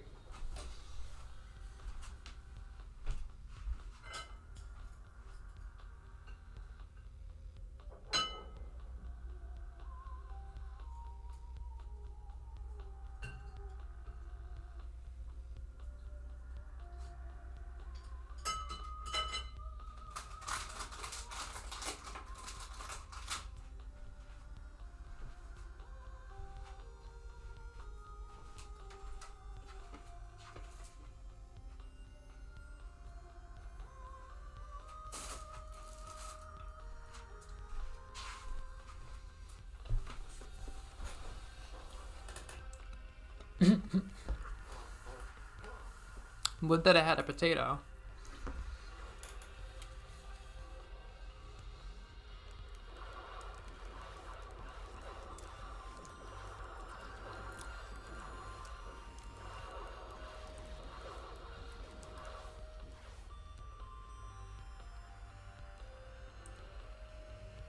Boy, my drone is going to be so happy when I meet it, but I haven't met it yet. I wonder where the drone is. Now I'm kind of excited. That's a pretty big room for just being a hallway.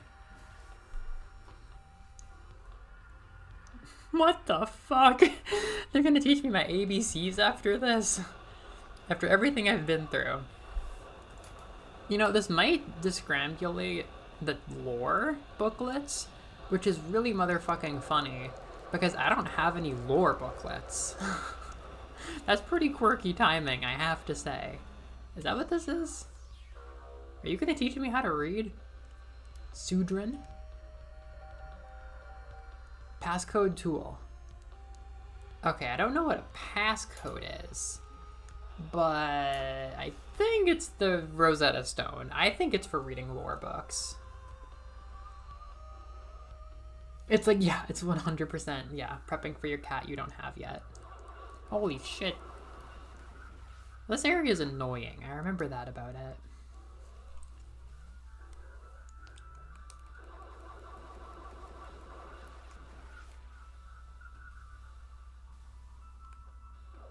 Yikes.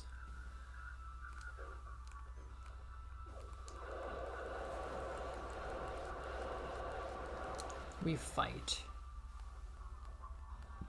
You know, there might be weapon damage upgrades. I think there are weapon damage upgrades that I don't have. That's probably going to become a necessity soon.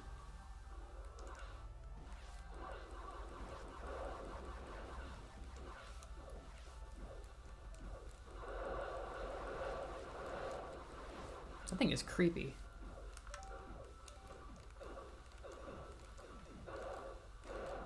Hey, get him with the data bomb. Get him with the data bomb. Hey. That's the most boring gun in the world to use.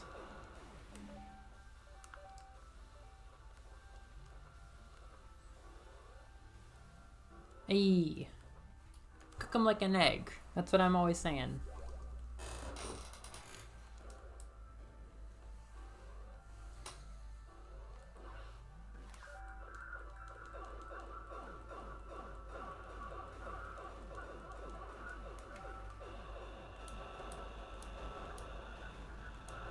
I got that ESP, like Ness from Mother.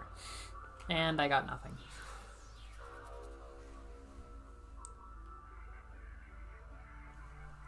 Piece of Hearts are honestly so satisfying. I've been, it's fun to say this here, I've been playing a little bit more of my Link Between Worlds. Not a ton, but more of the file I've been doing. And yeah, it's just so fun to do stuff in that game. I went to like the evil version of the church where the first sage gets taken.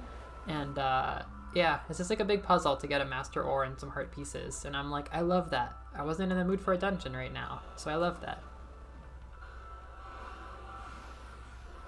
Oh, now that I'm settled, we gotta make a time to play Triforce Heroes together, Liz and Amber. I'm so looking forward to that.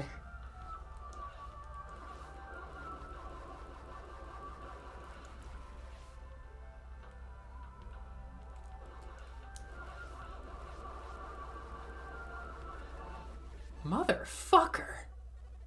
You leached my ass right out of my mouth. Literally. Completely understandable. Yeah, I've been getting hard pieces. Although I will say, after I re-glued my circle pad, I can't really do a full press, like the 100% press that it requires to run in that game, on the full radius. I have to wait till the circle pad comes off again to fix that, which means I gotta get used to playing it on my other 3DS, which is truly a first world problem, but it's a bummer. I liked playing it on that DS.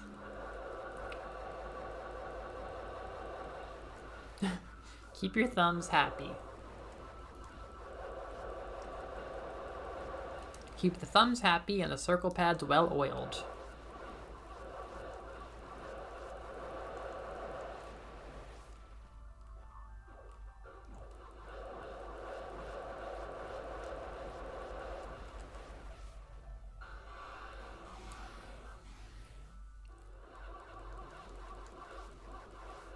Okay, I need to kill that thing with fire. Yeah, you fucking die. Oh, wait. I can't even get a jump on it. This thing's gonna kill me. Never mind. It's stupid.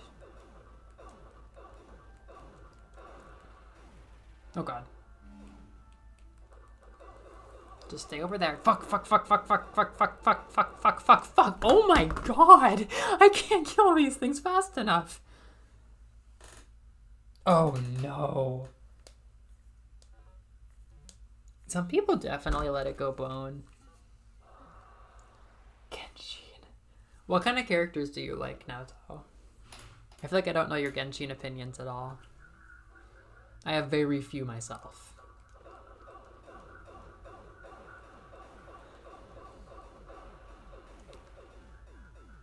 Genshin.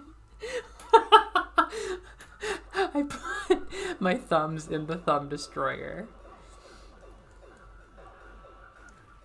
The forbidden creepypasta option came up to sacrifice your thumbs for more gacha. That's the shit parents warn us about with these games. My family has this joke. We play a card game called 45s that I think is like a French-Canadian thing, or like a French-Canadian come New England thing. And They were joking. This is like a delirious night that I had before I left. I was playing 45s with them, and they were like, "Hey, they'll take off your hands for that at the French Open, at the French social or something. At the French social, they'll take your hands off for that. You look at someone's hand like that, you're losing your thumbs at the French social. Like the French social was some extremely high class like event for playing 45s at, where they'll fucking like just straight up take off a limb like a mafia movie if you don't play right. Can't get away with that at the French social. You lose a fucking ear."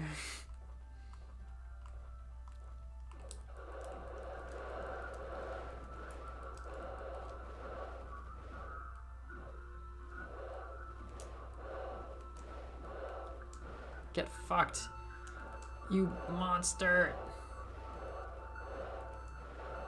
Kinda done with this. Oh my god.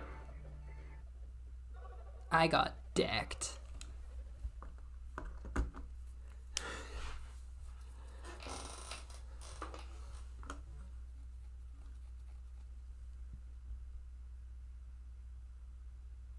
Oh. Oh god, you've got what's their face? Not Kazuha. Fucking them. That character.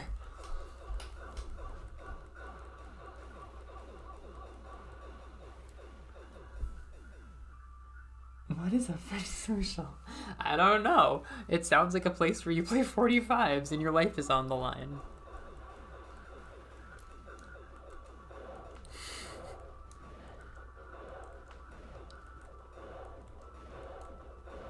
I'm sick of this. Big challenges. Eat his ass.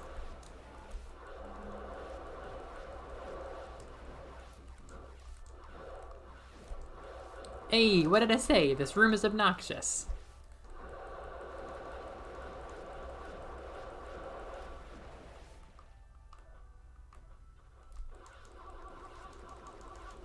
That was just petty. Alright. Adventure time. The scariest door I've ever seen. Oh, fuck. I want to say this is my biggest damage up close. It kind of stuns them, too. Oh, fuck. Oh, I can't do that.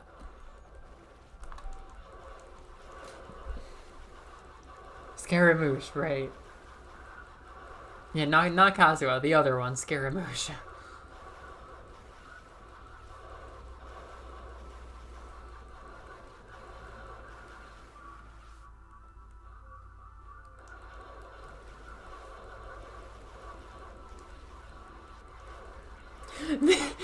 They'd smash your controller for that at the French Open.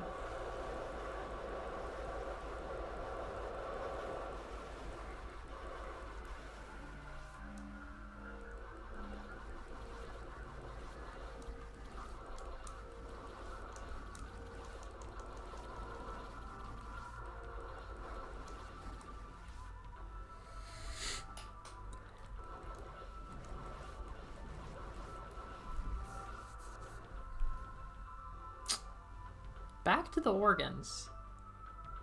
Truly, I forgot. Oh yeah, it's another friend. Do you have any gifts for me?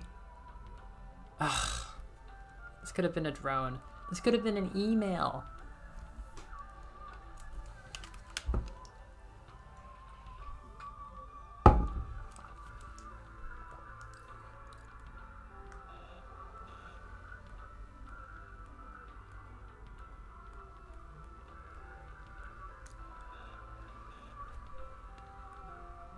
Keep your secrets.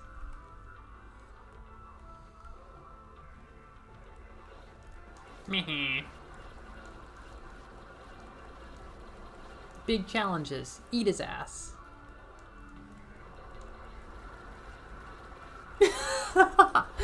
Dear Santa. Well, I'm curious if we're gonna get a drone or if we're gonna get some unhinged warping ability first. Because, like, the progression of this game could be so silly if I do, like, everything that's no drone before I get a drone. It could very well happen. There's so many things open right now, which is kind of awesome. I think this is actually kind of an ideal seed so far, knock on wood, because like I'm constantly feeling like I'm right around the corner from something good.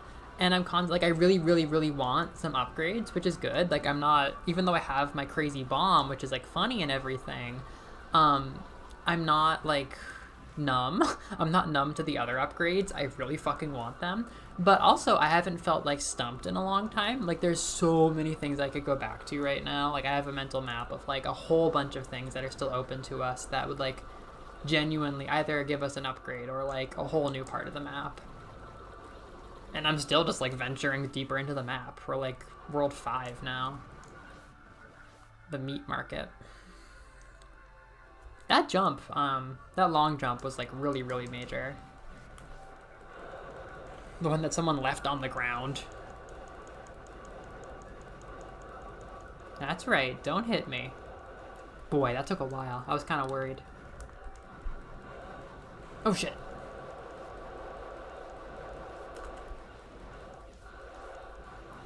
Goodbye. Couldn't handle being scrambled.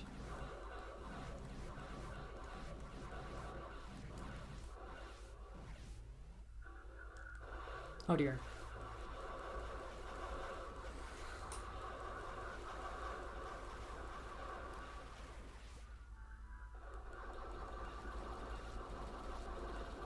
It is mad fun having all these Kirby Air Ride ass guns to experiment with in every run. Because every run you're using a different gun for your constant minute-to-minute combat, which makes every run different.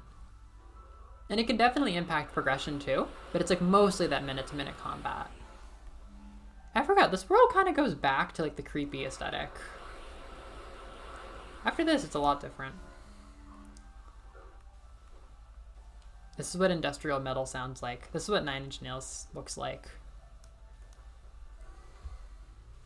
Is this a boss? I wouldn't mind that at all.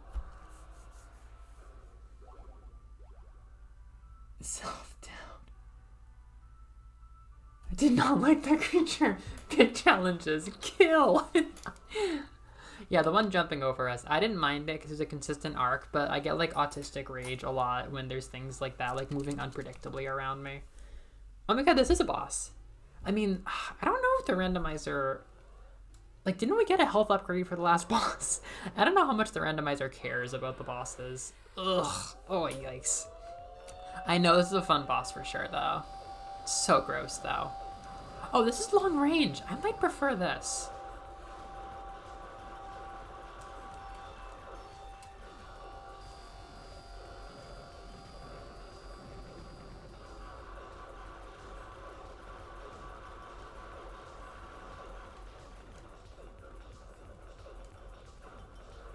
Yikes.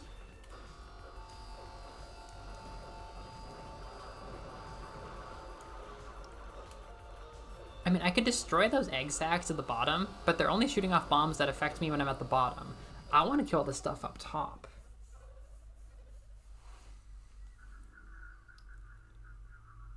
What is that a reference to? Oh my gosh. Heat Miser and Snow Miser. It's been so long. They're like old friends to me.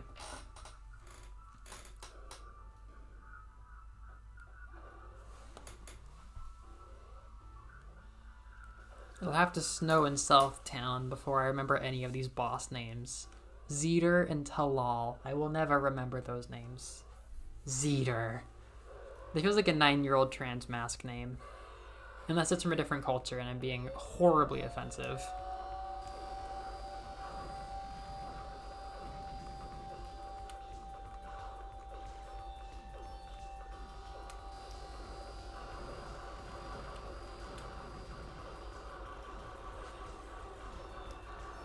How the hell do I keep this pulsing like this? I'm so glad that I'm doing it, but how do I do it? Yes, yes. Yikes.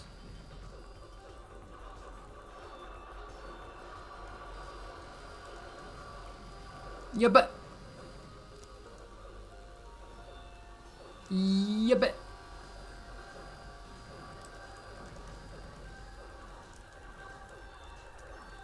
It's gonna be a long time until I hit that cannon arm. Oh shit.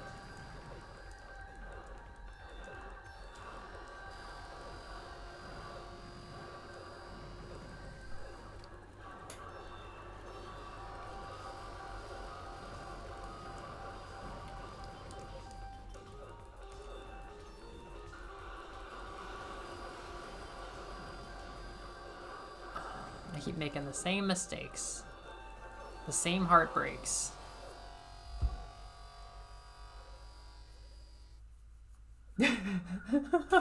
Wow.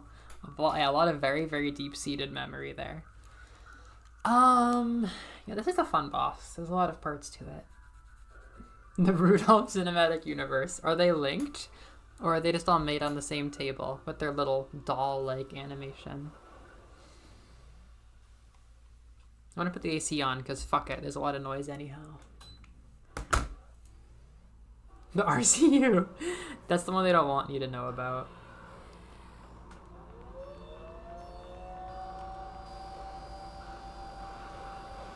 Yup. Wait, I blocked off my own ship.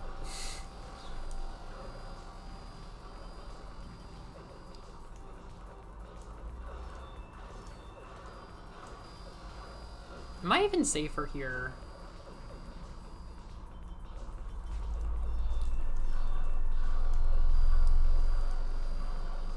I'm pretty safe. What are those things on his head even doing? Wow, I hate looking at this creature.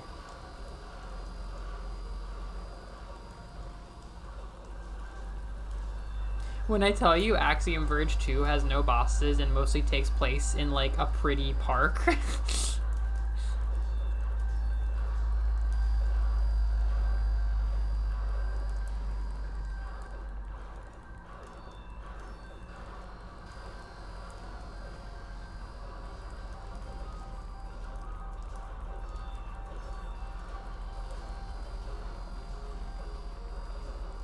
This is what Undertale would look like if you made it a live-action movie. I feel like I'm gonna get strangled before I can finish that sentence. Like, this is what Undertale would actually look like. And no one wants to think about that. But it's true and I know it. Animal Crossing. Oh, I can hit it. Yes, I can hit it. I can do anything.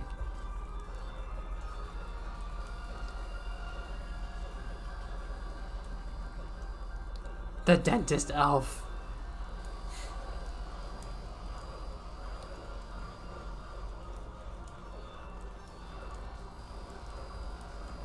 I don't like the way that there's just nothing behind the things that I destroyed. Like, what? There's just a gap in that creature.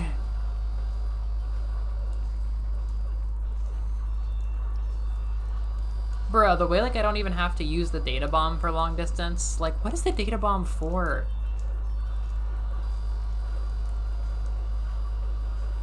That thing's gotta fucking break soon. And when it does, oh dear viewer, when it does.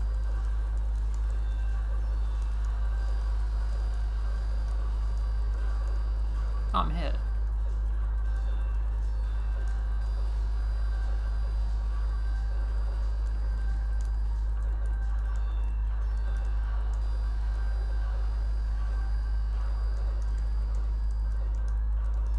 Yeah, these boss fights are not always that fun without the guns that you're meant to have for them. Like, maybe they're way more fun sometimes, but, like, this is so boring. Like, it's pretty fun compared to the last one, and I'm already bored.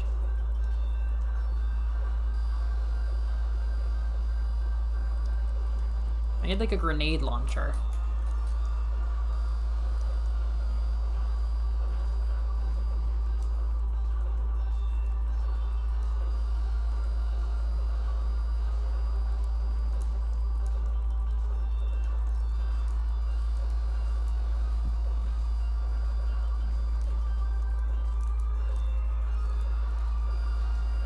Okay, we got that done. That only took 2 minutes. So now we're dodging these.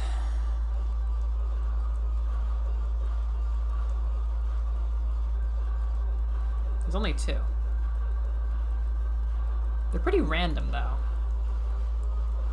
I've got a good thing going here, but I'm gonna risk it.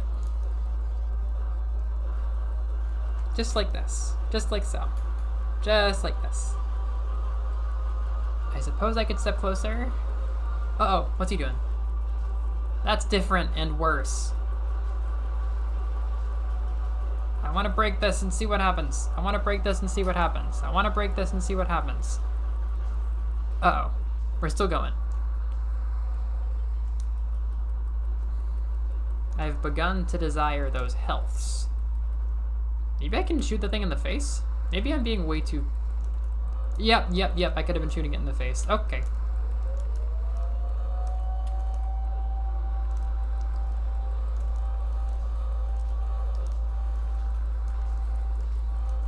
I think I was making it more boring than I needed to by, like, painfully breaking every particular part.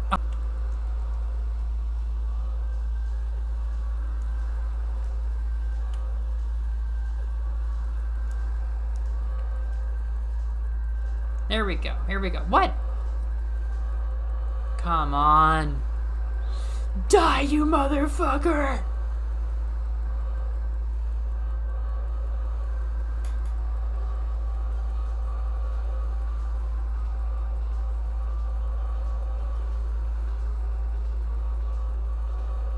Don't make me tell big challenges about how long this is taking.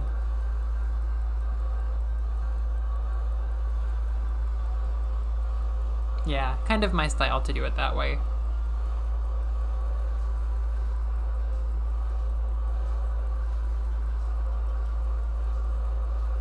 Is this what Monster Hunter games feel like?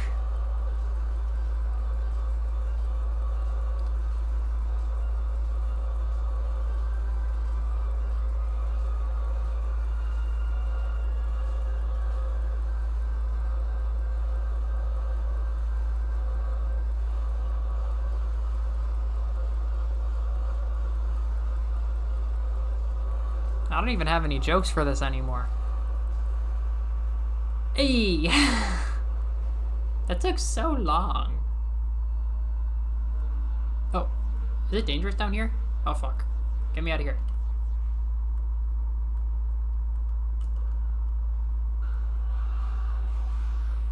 The issue here is that randomizers don't have any sense of pacing, so there might not be a drone or anything meaningful.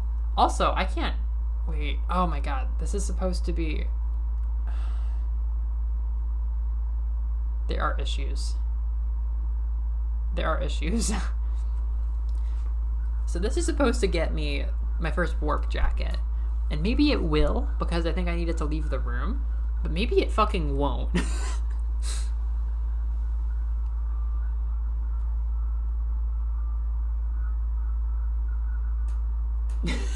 Alien nipples. See, it's all a symbol for organisms. It's a symbol for organisms.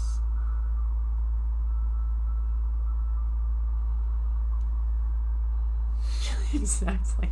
Yeah, I just do not have an interest in... I don't know, long bosses aren't really my thing. I mean, I had an amazing time doing the Persona Q boss. Like, it took a super long time to do it at the level that I was at. And that took, like, my whole fucking night. But that was, like, awesome. It only took me, like, one try, really. And I was able to, like, cheese my way through and keep myself alive. I think properly I only had to try, like, 2 times. But it took me, like, 4 hours of my night to get through. Oh, my God. Yeah, this is fascinating. So I have the strongest discrambulator in the game, but I am completely reliant on ammo for it. It's so weird.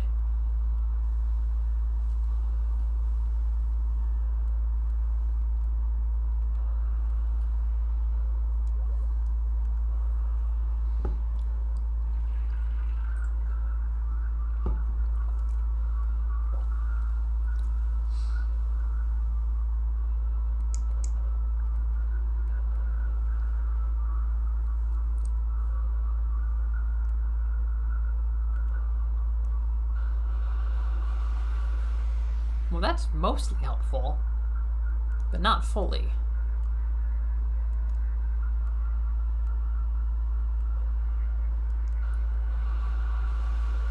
Yeah, bye. Oh, come on. It's too strong for this. My Discrambulator is too powerful for this. Yeah. Crap. I need like max coyote time or something.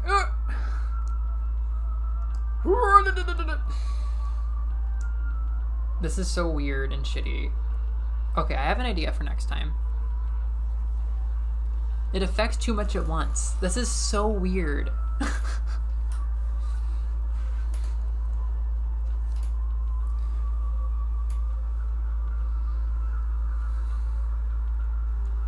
I will say, there's something about playing this game in the summer that I love. I get like really I get into like the creepy, dark mood. Like for me, I don't play horror games much. So this is like my creepiest, darkest, most like creepy, crawly game probably, besides like a Hollow Knight, I guess.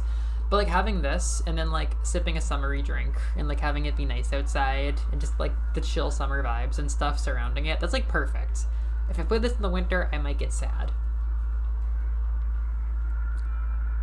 Okay, I have an idea.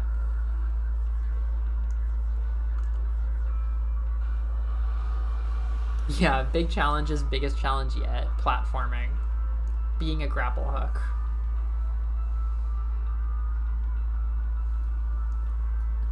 Alright, what do we get? Yeah, this is normally a pretty big part of the story, actually. But it's not.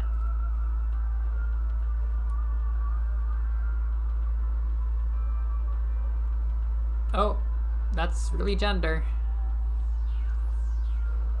I think I've gotten this before. It's not a drone. A power-up? A crummy power-up? What is it? It might be a weapon power-up, which I appreciate, but... Oh, yeah, it doesn't require, or fuck. Oh yeah, no, that's a health power-up I'll have to come back for. No, it was like, I needed to have a weaker... So it's basically, normally the Discrambulation isn't this guy. This is like the final one. Usually you just shoot out a beam like Luigi's Mansion style, and you just kind of like tickle.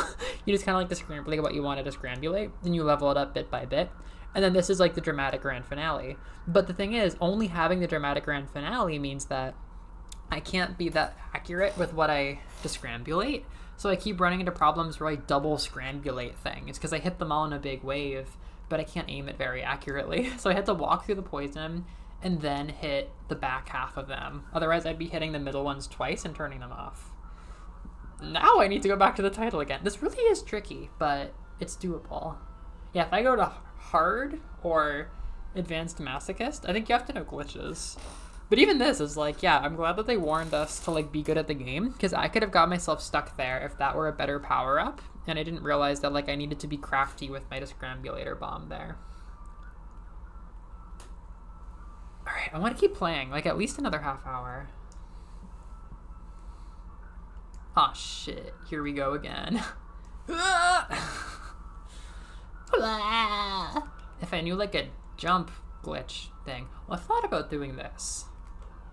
No, that's nothing. Alright, that's even more jumping. Realistically, probably a warp.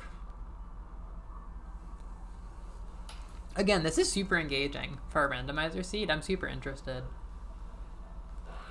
I love that I was able to use the green gun. I was kind of thinking about the fact that like even though it was our starter Pokemon in this game, I wasn't really using it much. I never really know how. But that was super good for that fight.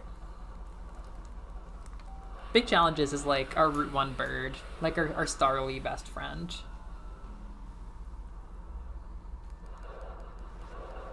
Oh my gosh, I have to know, Naruto-sensei, what do you think, if I were to ask you to pick the regional bird Pokemon, right? Like Starly, that's a regional bird for Sinnoh, right? If I told you regional bird, what Pokemon, like what's your list of Pokemon that you would call regional birds? I already asked Liz and my friends this. It's like, I find it very interesting. I watched a video about it. It's something that like I feel like most people agree is a thing, but nobody agrees how to define it.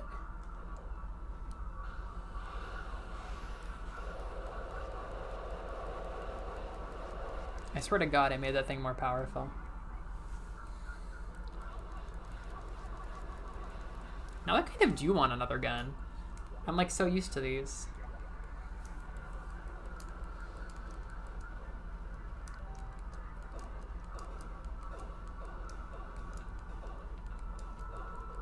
Come on, come on, come on, come on, come on.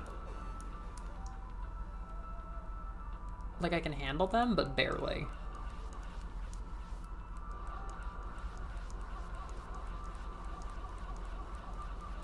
If they grab me, I'm gonna fucking die. Maybe I can scrambulate them. Oh, good. Oh, good, good, good. There's more. Oh, but they're scrambulated. Oh, thank you for the ammo. Don't do it. Don't do it, you son of a bitch. This is such a gentle battle.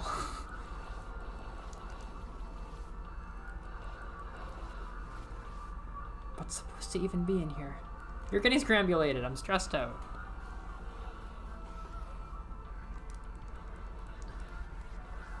Huh. Weird. Oh, yeah, bye.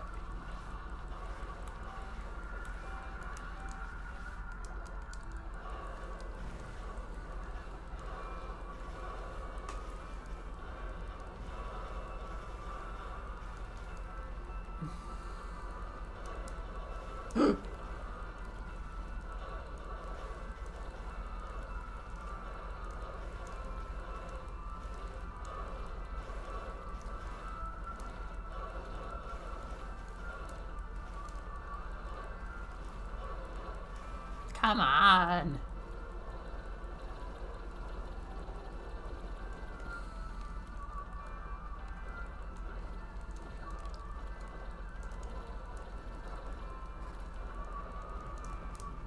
Ugh! All this for a crummy commercial. A heart container. Well, maybe I'm maxed out now. Oh, yeah. Okay.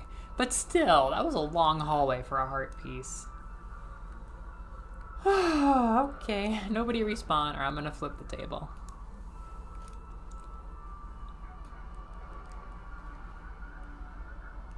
That thing's just spewing love. I appreciate that. Fuck you all. It's still on me. It's still on me. It's still on me. Oh my god.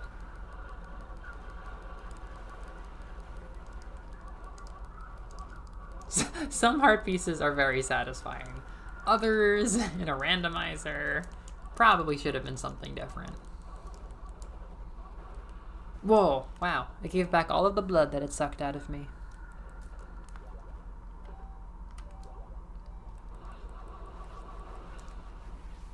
Okay, blue hallway, cleared out. Oh, here we go. Pidgey, Spearow, Talo, Starly, Pidove, Fletchling. That's completely valid. Completely valid. So one really funny thing about Talo is that Wingull, nobody ever thinks of Wingull as a regional bird like this, but Wingull appears more commonly than Talo. And it fits, like, if you go really deep, it has a lot in common with the other regional birds, but I don't think anybody associates it as a regional bird of Hoenn because it's also so common in Sinnoh. And, like, I don't know, it just feels more like vermin in a way that regional birds normally don't. Even if they border on vermin, they never actually feel like vermin in the way that Wingull does. Which might be the meanest thing I've ever said about a Pokemon, but we continue. Yeah, I don't feel Spearow as much, because I'm kind of like a purist where I feel like there's only one per region. And it's funny because, like, Talo's just not that common in Hoenn, but I think for me, because Ash had one, Talo hits. Like, Talo hits right. And then for Johto, a lot of people say Hoot Hoot, which I also feel weird about because I am such a purist that, like, I feel like not having 3 stages makes Talo and Hoot Hoot a little, like, iffy on their inclusion. But then, like, Fletchling, Pidove, Starly, those are, like, mwah, chef's kiss. Yeah, I think he definitely kind of fits, depending on your definition. He's a contender for the conversation, at least. Wow, now we backtrack, and probably a lot of fun things happen. Maybe Torment. Maybe Torment. I'm not ruling that out.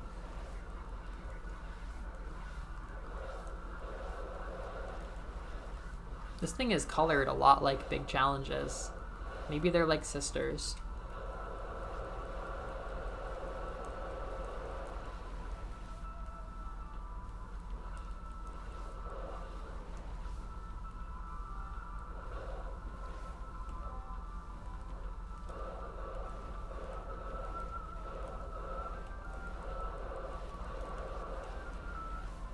That was a pretty down and dirty battle.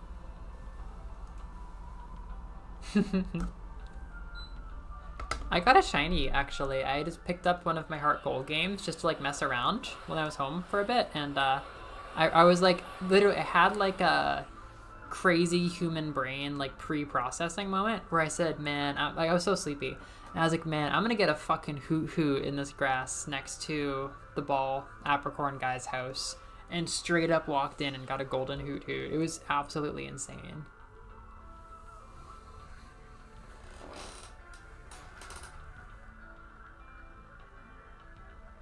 Golden Leaf, wow. I love those kinds of things in the old games.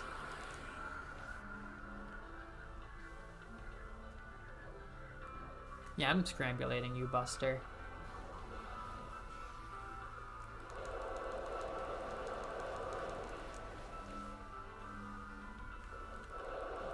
I'm not winning this fight from this angle.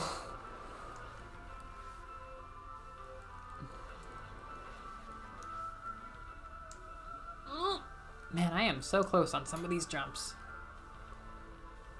Whee!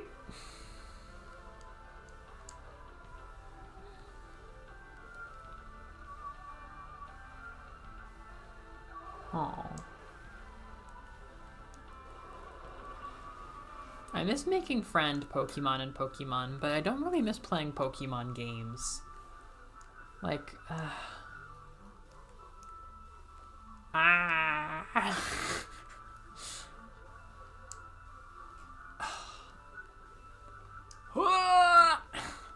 Whatever. I'm a big girl. I don't need this. I have so many options open to me, like I said.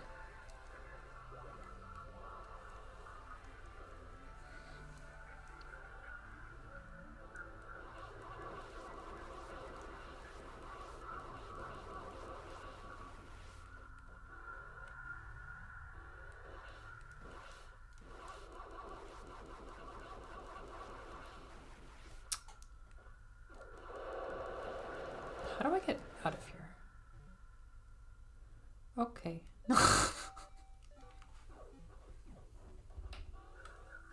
This song is kind of beautiful, but I still find this area pretty annoying.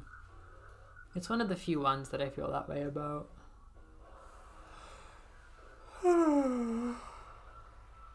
Wow, yeah, this has been a whole shot of Axiom Verge right into my brain. I was like, I could play one, but I didn't have a concrete plan to do so. Wait a second. This is how I get home. Let me get home. Come on.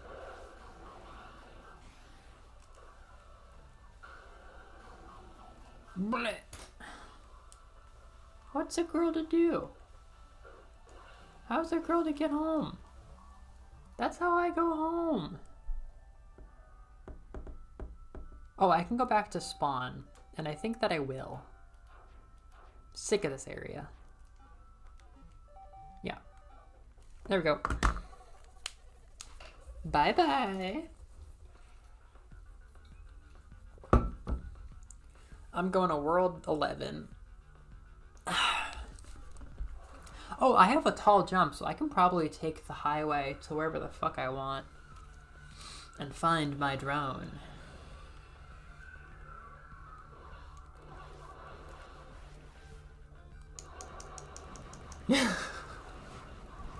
Me when I thought that the mountain village closed its train station at 5. Oh my god, my gut dropped. I saw trains going home for the rest of the day, and then we got there and the door didn't open, and we thought we were getting stranded in town.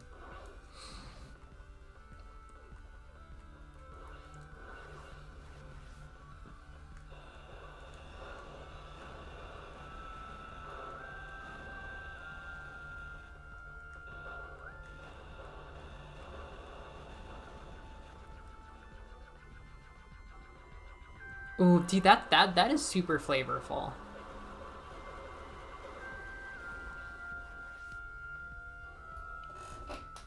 Yeah, see, those three are amazing to me because I never really think about them because they're not early route, but they're so like they're so Unova that it's so valid.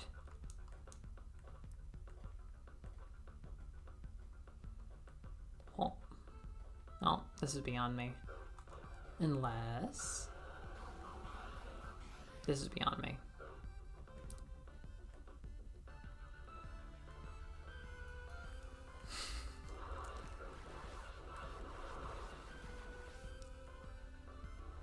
For me, going to those ones is like, there's so many other things that could be regional birds if those three count.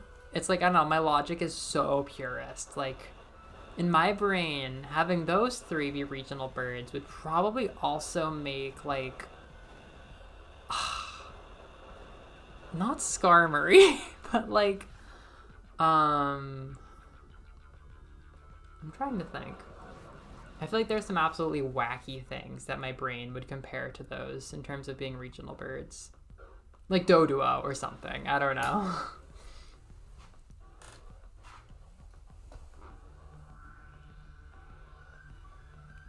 I was like, I think I'm going to do my due diligence and explore World 1.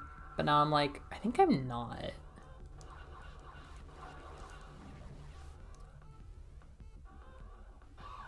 Tropius, right. Tropius, Skarmory.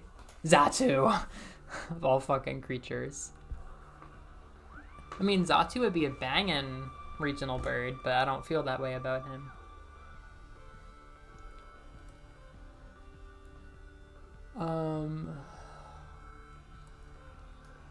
I go down. Latios, yeah, no, you're so right. You're so right. Gliscor, Gligar, you can't forget those classic regional birds that Ash had.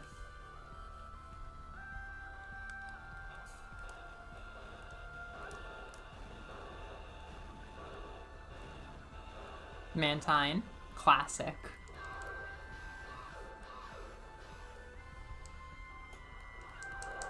So we're making plans to go to the Osaka Aquarium. Some people from Morino, from camp who are like in Japan. And I want us all to wear kigurumi, and I've gotten two of the like people making the plan on board with me that we're all gonna wear like sea life pajamas basically to the aquarium. But my thing is, I want to wear like a manta ray or a stingray. But one of my friends was like a Steve Irwin, like diehard, like like he was like her hero, and he was killed by a stingray. So I'm like, am I gonna make things awkward if I dress as a stingray? Oh crap.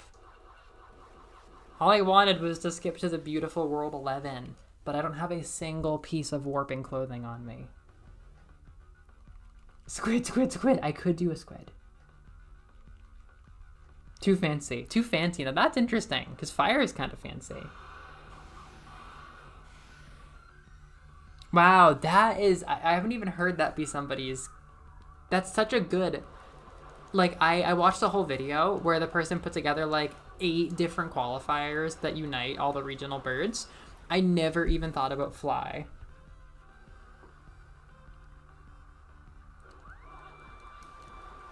But, like, Fletchling is fancy.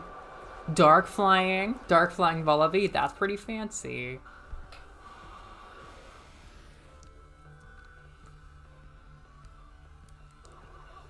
Yeah, the thing is also Stingray, Kigurumi honestly aren't that cute because you're just looking at the underbelly.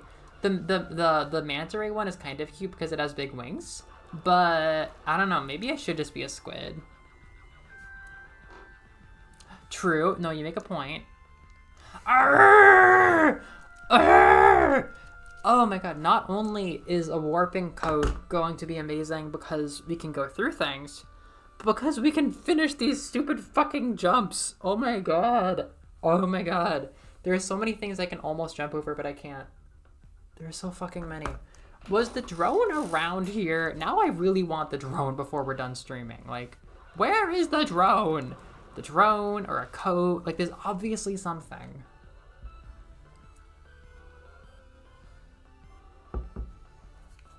Murkrow.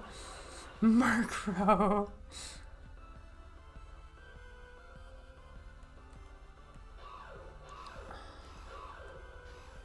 That's haunted. Murkrow as a regional bird is haunted.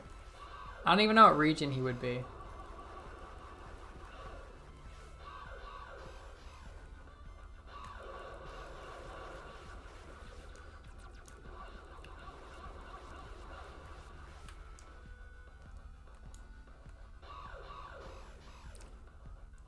All of these jumps. All of these jumps I could nearly make if I had a tiny boost. I know that there's a fucking jacket around here. All of the warping items are jackets. So I am hungry for a motherfucking jacket right now. What's that room I just skipped? What could possibly be keeping me?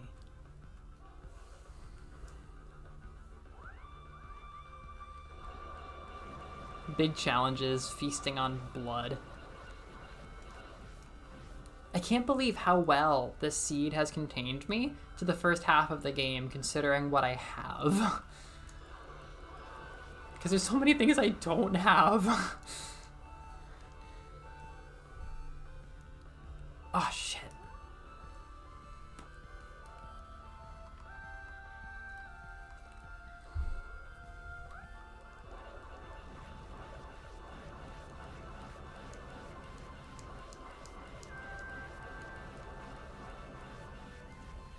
That is like supreme for destroying those things.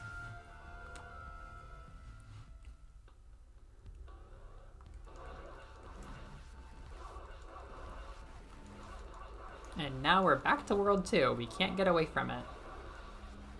Okay. Up? What could be keeping me from going up?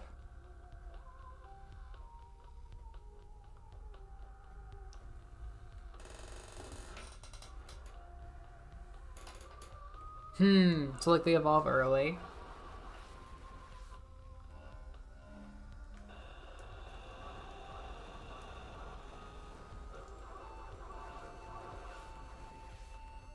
I couldn't make this jump before? I think I probably could. Okay, here we go. I'm not that confident though. Oh my fucking head, I still can't make this jump. Come the fuck on. Oh my god, it is such a battle.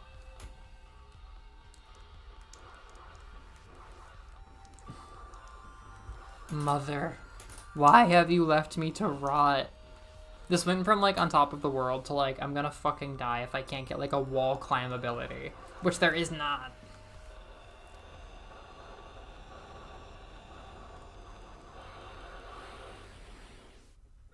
I've perished. Where am I respawning? Son of a bitch. I'm coming undone. But I want this upgrade.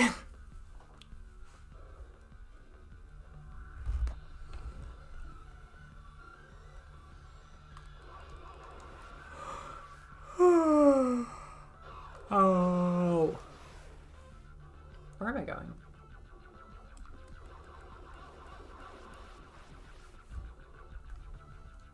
Oh, I have an idea of where to go. What did I get stumped on? I literally forget what I got stumped on. Maybe I just died. Yeah, I died en route to something. Drone, please, drone, jacket, anything. At this point, I think I need a jacket to really get going. But if I got a drone, I would have a good number, like a good handful of new ways to get stuff and possibly get a jacket. Once I get a jacket of like any functionality, then, I mean, I guess the late game probably won't exactly be open, but it should open up a lot of stuff to the point where I'm not really worrying anymore about what I have and what I don't have. It might, I don't know, it might break into a nice like first third, second third, last third for the seed. I really don't know. Oh, what is this hallway? I don't know about that hallway, my dear. My sweet.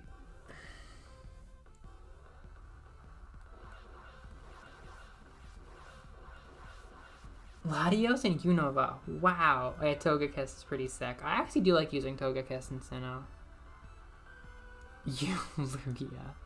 I have done a Murkrow in Johto. It was pretty fun. I called it Fortuna, and I gave it a lucky item.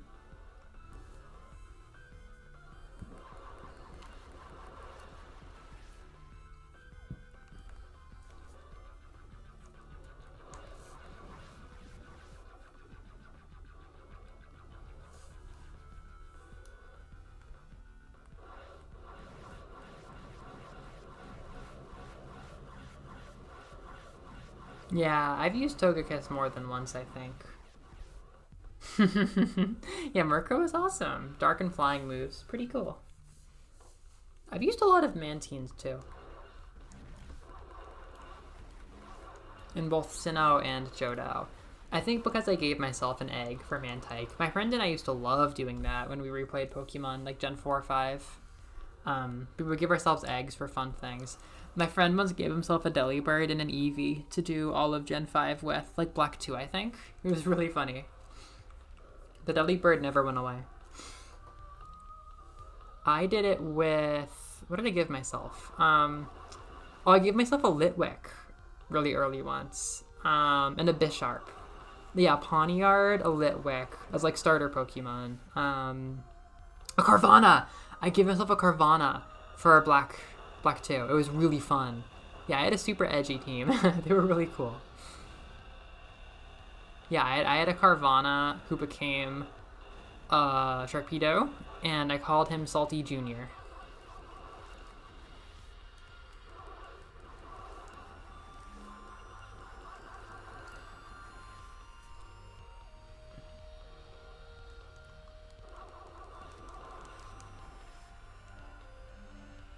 Yeah, that was a very memorable run.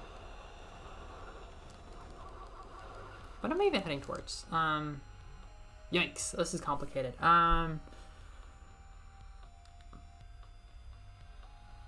Who gives a fuck? Who gives a shit? We're all gonna die someday. Probably soon.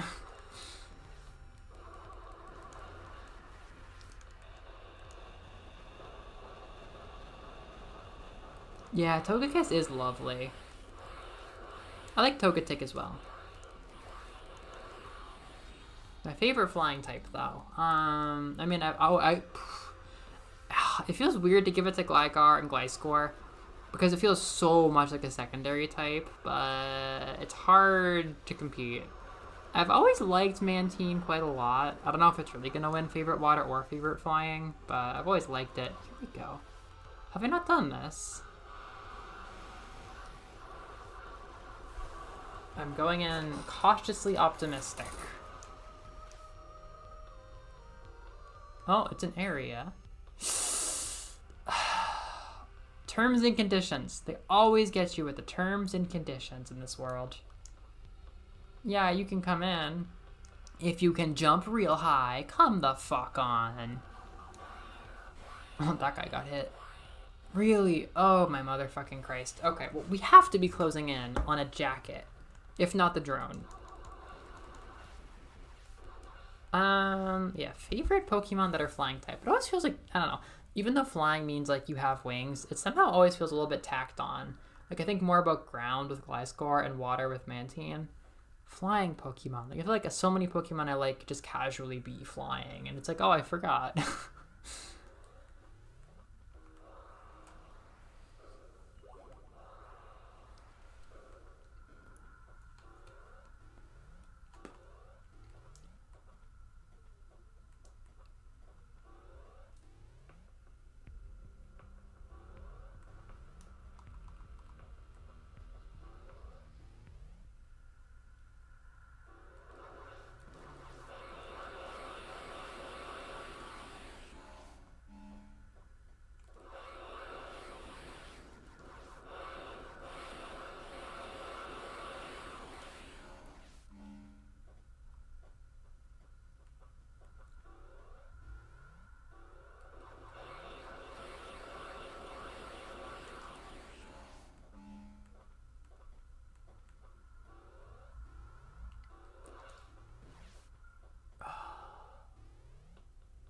Okay, this is like my last shot. Oh, I've done this before. I did this in the Randomizer diaries. Make like a zombie fighting fort.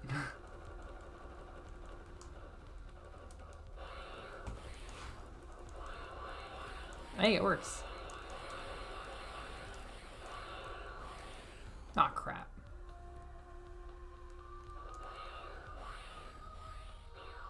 Tongue?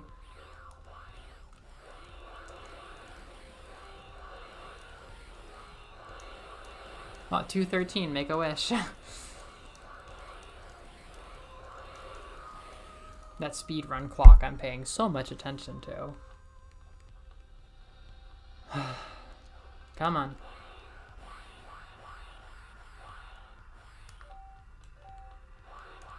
Get fucked. Big challenges. Ultimate technique. No health? Come on. Alright, I think in here, with some discrambulation, I could be pretty happy.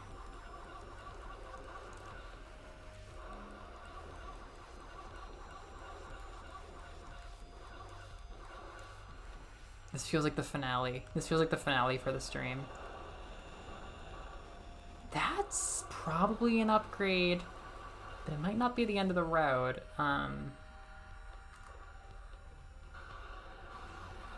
we go. It's a health upgrade, right? Probably. Yeah. Oh, maybe a range upgrade. Oh, I'm gonna eat y'all.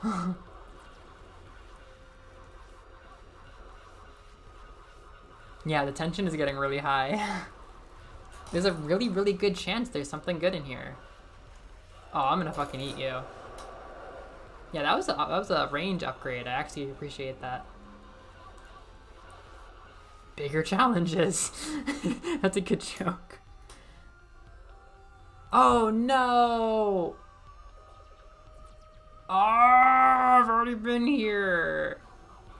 No, no, no, no. No! What am I missing? Come on. Come on. Come on. Ugh, I'm saving.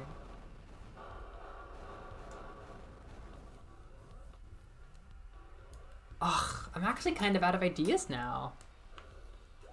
Ugh.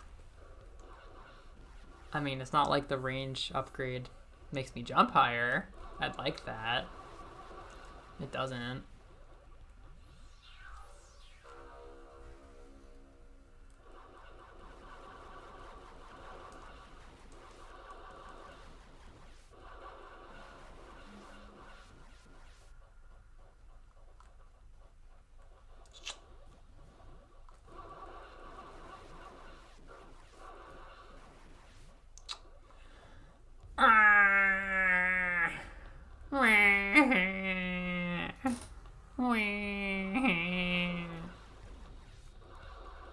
Oh, jungle area, I feel so low. I can send email. You can?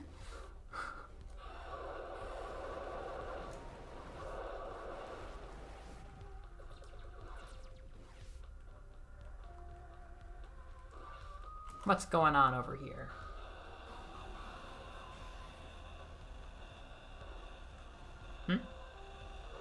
Hey. What kind of secrets are you hiding? You got secrets? That could have been anything. That could have been anything. But it's another range upgrade. The big challenges is getting bigger and bigger, but... What is a drone area? I'm too big for this. I'm too big for this world. What miserable pile of secrets. Well, it was a range upgrade, which can be fun.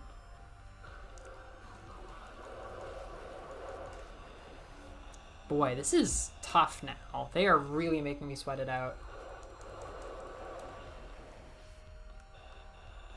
I mean, that's nothing. Like...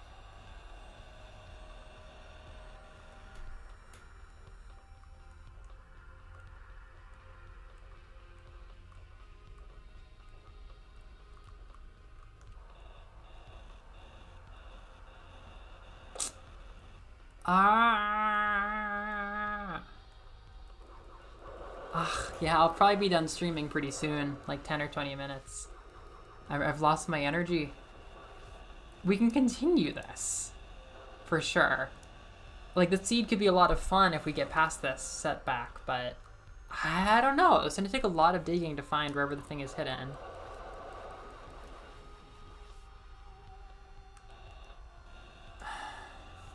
Oh, Randomizer Diaries. I feel so low. With my gigantic bombs. Like...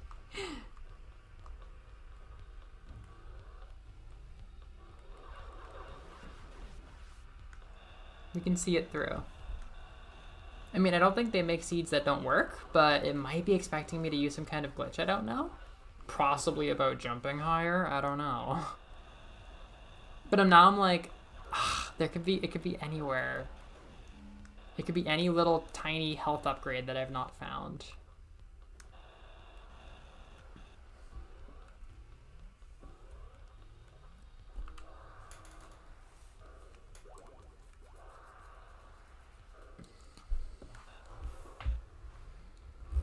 I found out that the name pun, or the numerology pun on Clara Pokemon's jersey is yabai, which is really funny to me.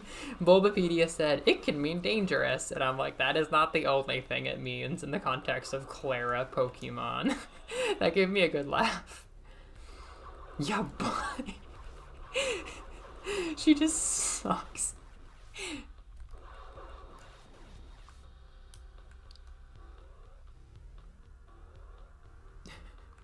Yes, we need duplication. At least big challenges is just fucking huge. Hold the fuck up. Guys! That explosion kind of sent me higher, didn't it? I've been wondering if there was something like that. I mean, it didn't send me lower. Her number is yabai. Yeah, I'm not that good at reading numbers, but Bulbapedia says that it reads as yabai, and then they give, like, not an intense enough explanation of it. I'm not going to backtrack to test it, but I could search, like, the Scrambulator bomb jumping before the next stream or something.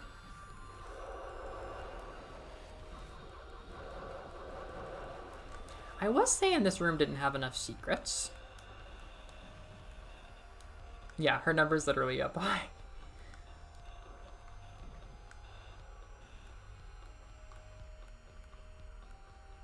Like this. You tell me you don't have a secret? You don't have a puzzle in here?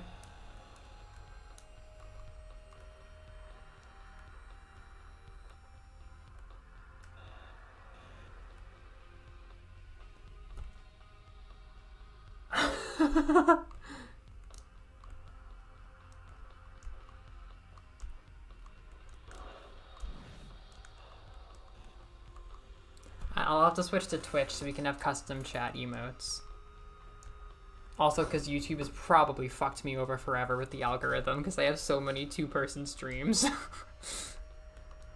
They're like, this channel will never be viewed. And I'm like, that's not quite right. Gotta believe.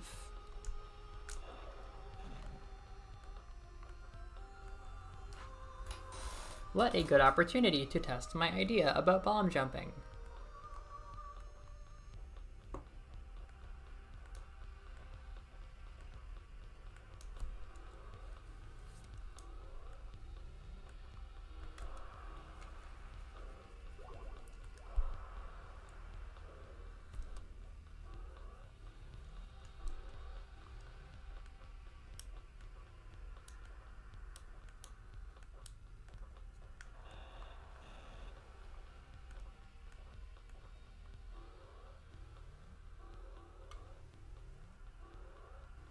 Okay.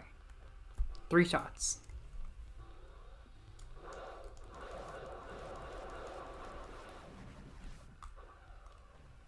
No, I need to like...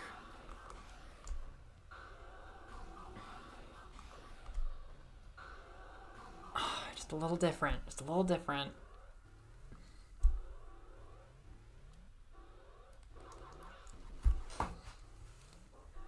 I need to be like close to the ledge right when it goes off to see if it gives me height. It's not the craziest idea. I mean, I was like kind of testing it earlier.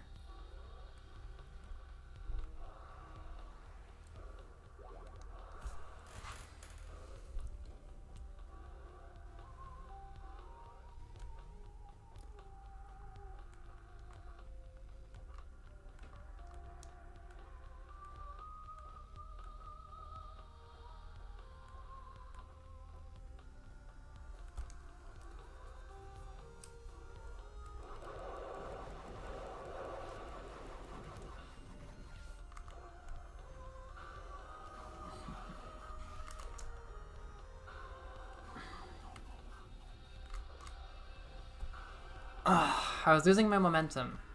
I need to have my momentum.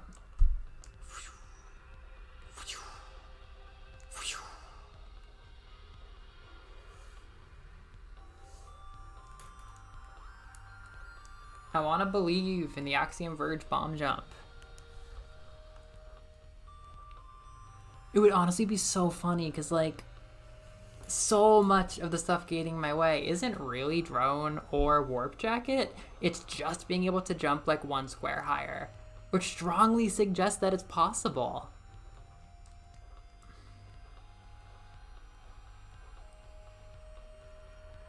Bro, I'm gonna do nothing after this stream. Like, I'm going to the supermarket and stuff, but like, I'm not going in at 2 p.m. It's gonna be like A, busy, B, 98 degrees.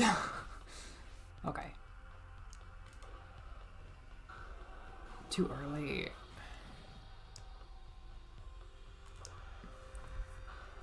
Oh, so close. It looked like it might have been working. Doesn't it look like it's working? Right, Noreen? It's like, it's so subtle. And those are things that the drone or a warp jacket could do for me, but also a bomb jump could do for me. I should just Google it.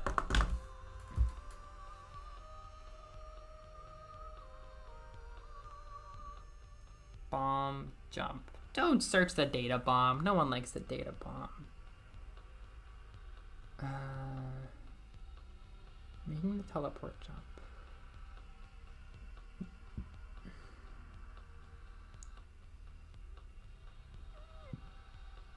Address bomb.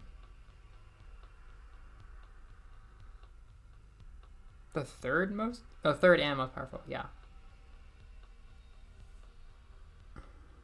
Oh, that's an actual jumping guide.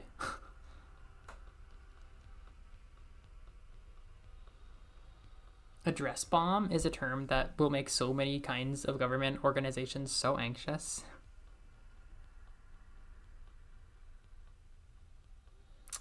I'm not seeing anything about...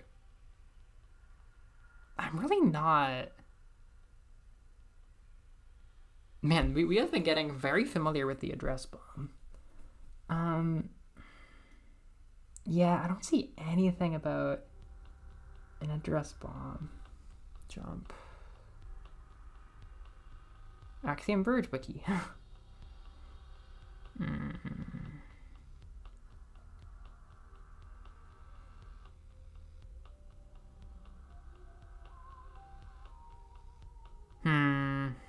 No, it would be here. People would be talking about an address bomb jump.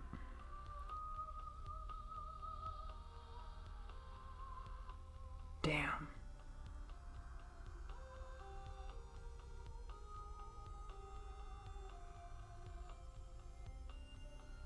Yeah, and I don't think there's any enemies I can use as platforms either. So, I don't know. I guess we're just gonna be really scouring next time. Yeah, because it's probably some random fucking puzzle that I've never seen. Like a random health upgrade. Damn. Well, yeah, I'll probably be back next weekend. I mean, I could technically stream during the week because I have so much off time, but I don't think I'm going to do that. But I'll keep you posted if I do.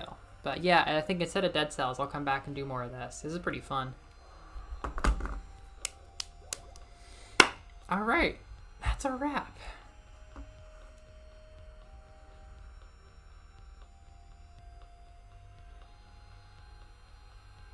Well then. Here's where we'll find out if I'm being monitored. Yeah, you're right about that. Thank you for coming, everybody. Oh my gosh, that was so sweet. Thank you to the Wi-Fi for only canceling the stream once. Thank you for OBS and Elgato for only canceling the stream once. We held together for all of the Axiom Verge segment. Yeah, I will buy an Ethernet cable because it seems like a somewhat affordable fix if it fixes. And most of all, thank you, Big Challenges and the address bomb.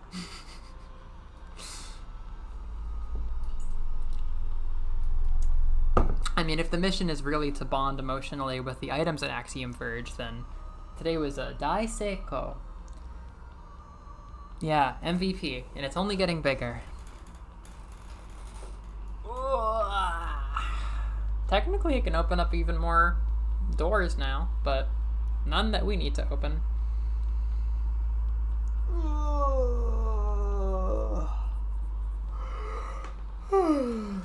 Big challenges, big success.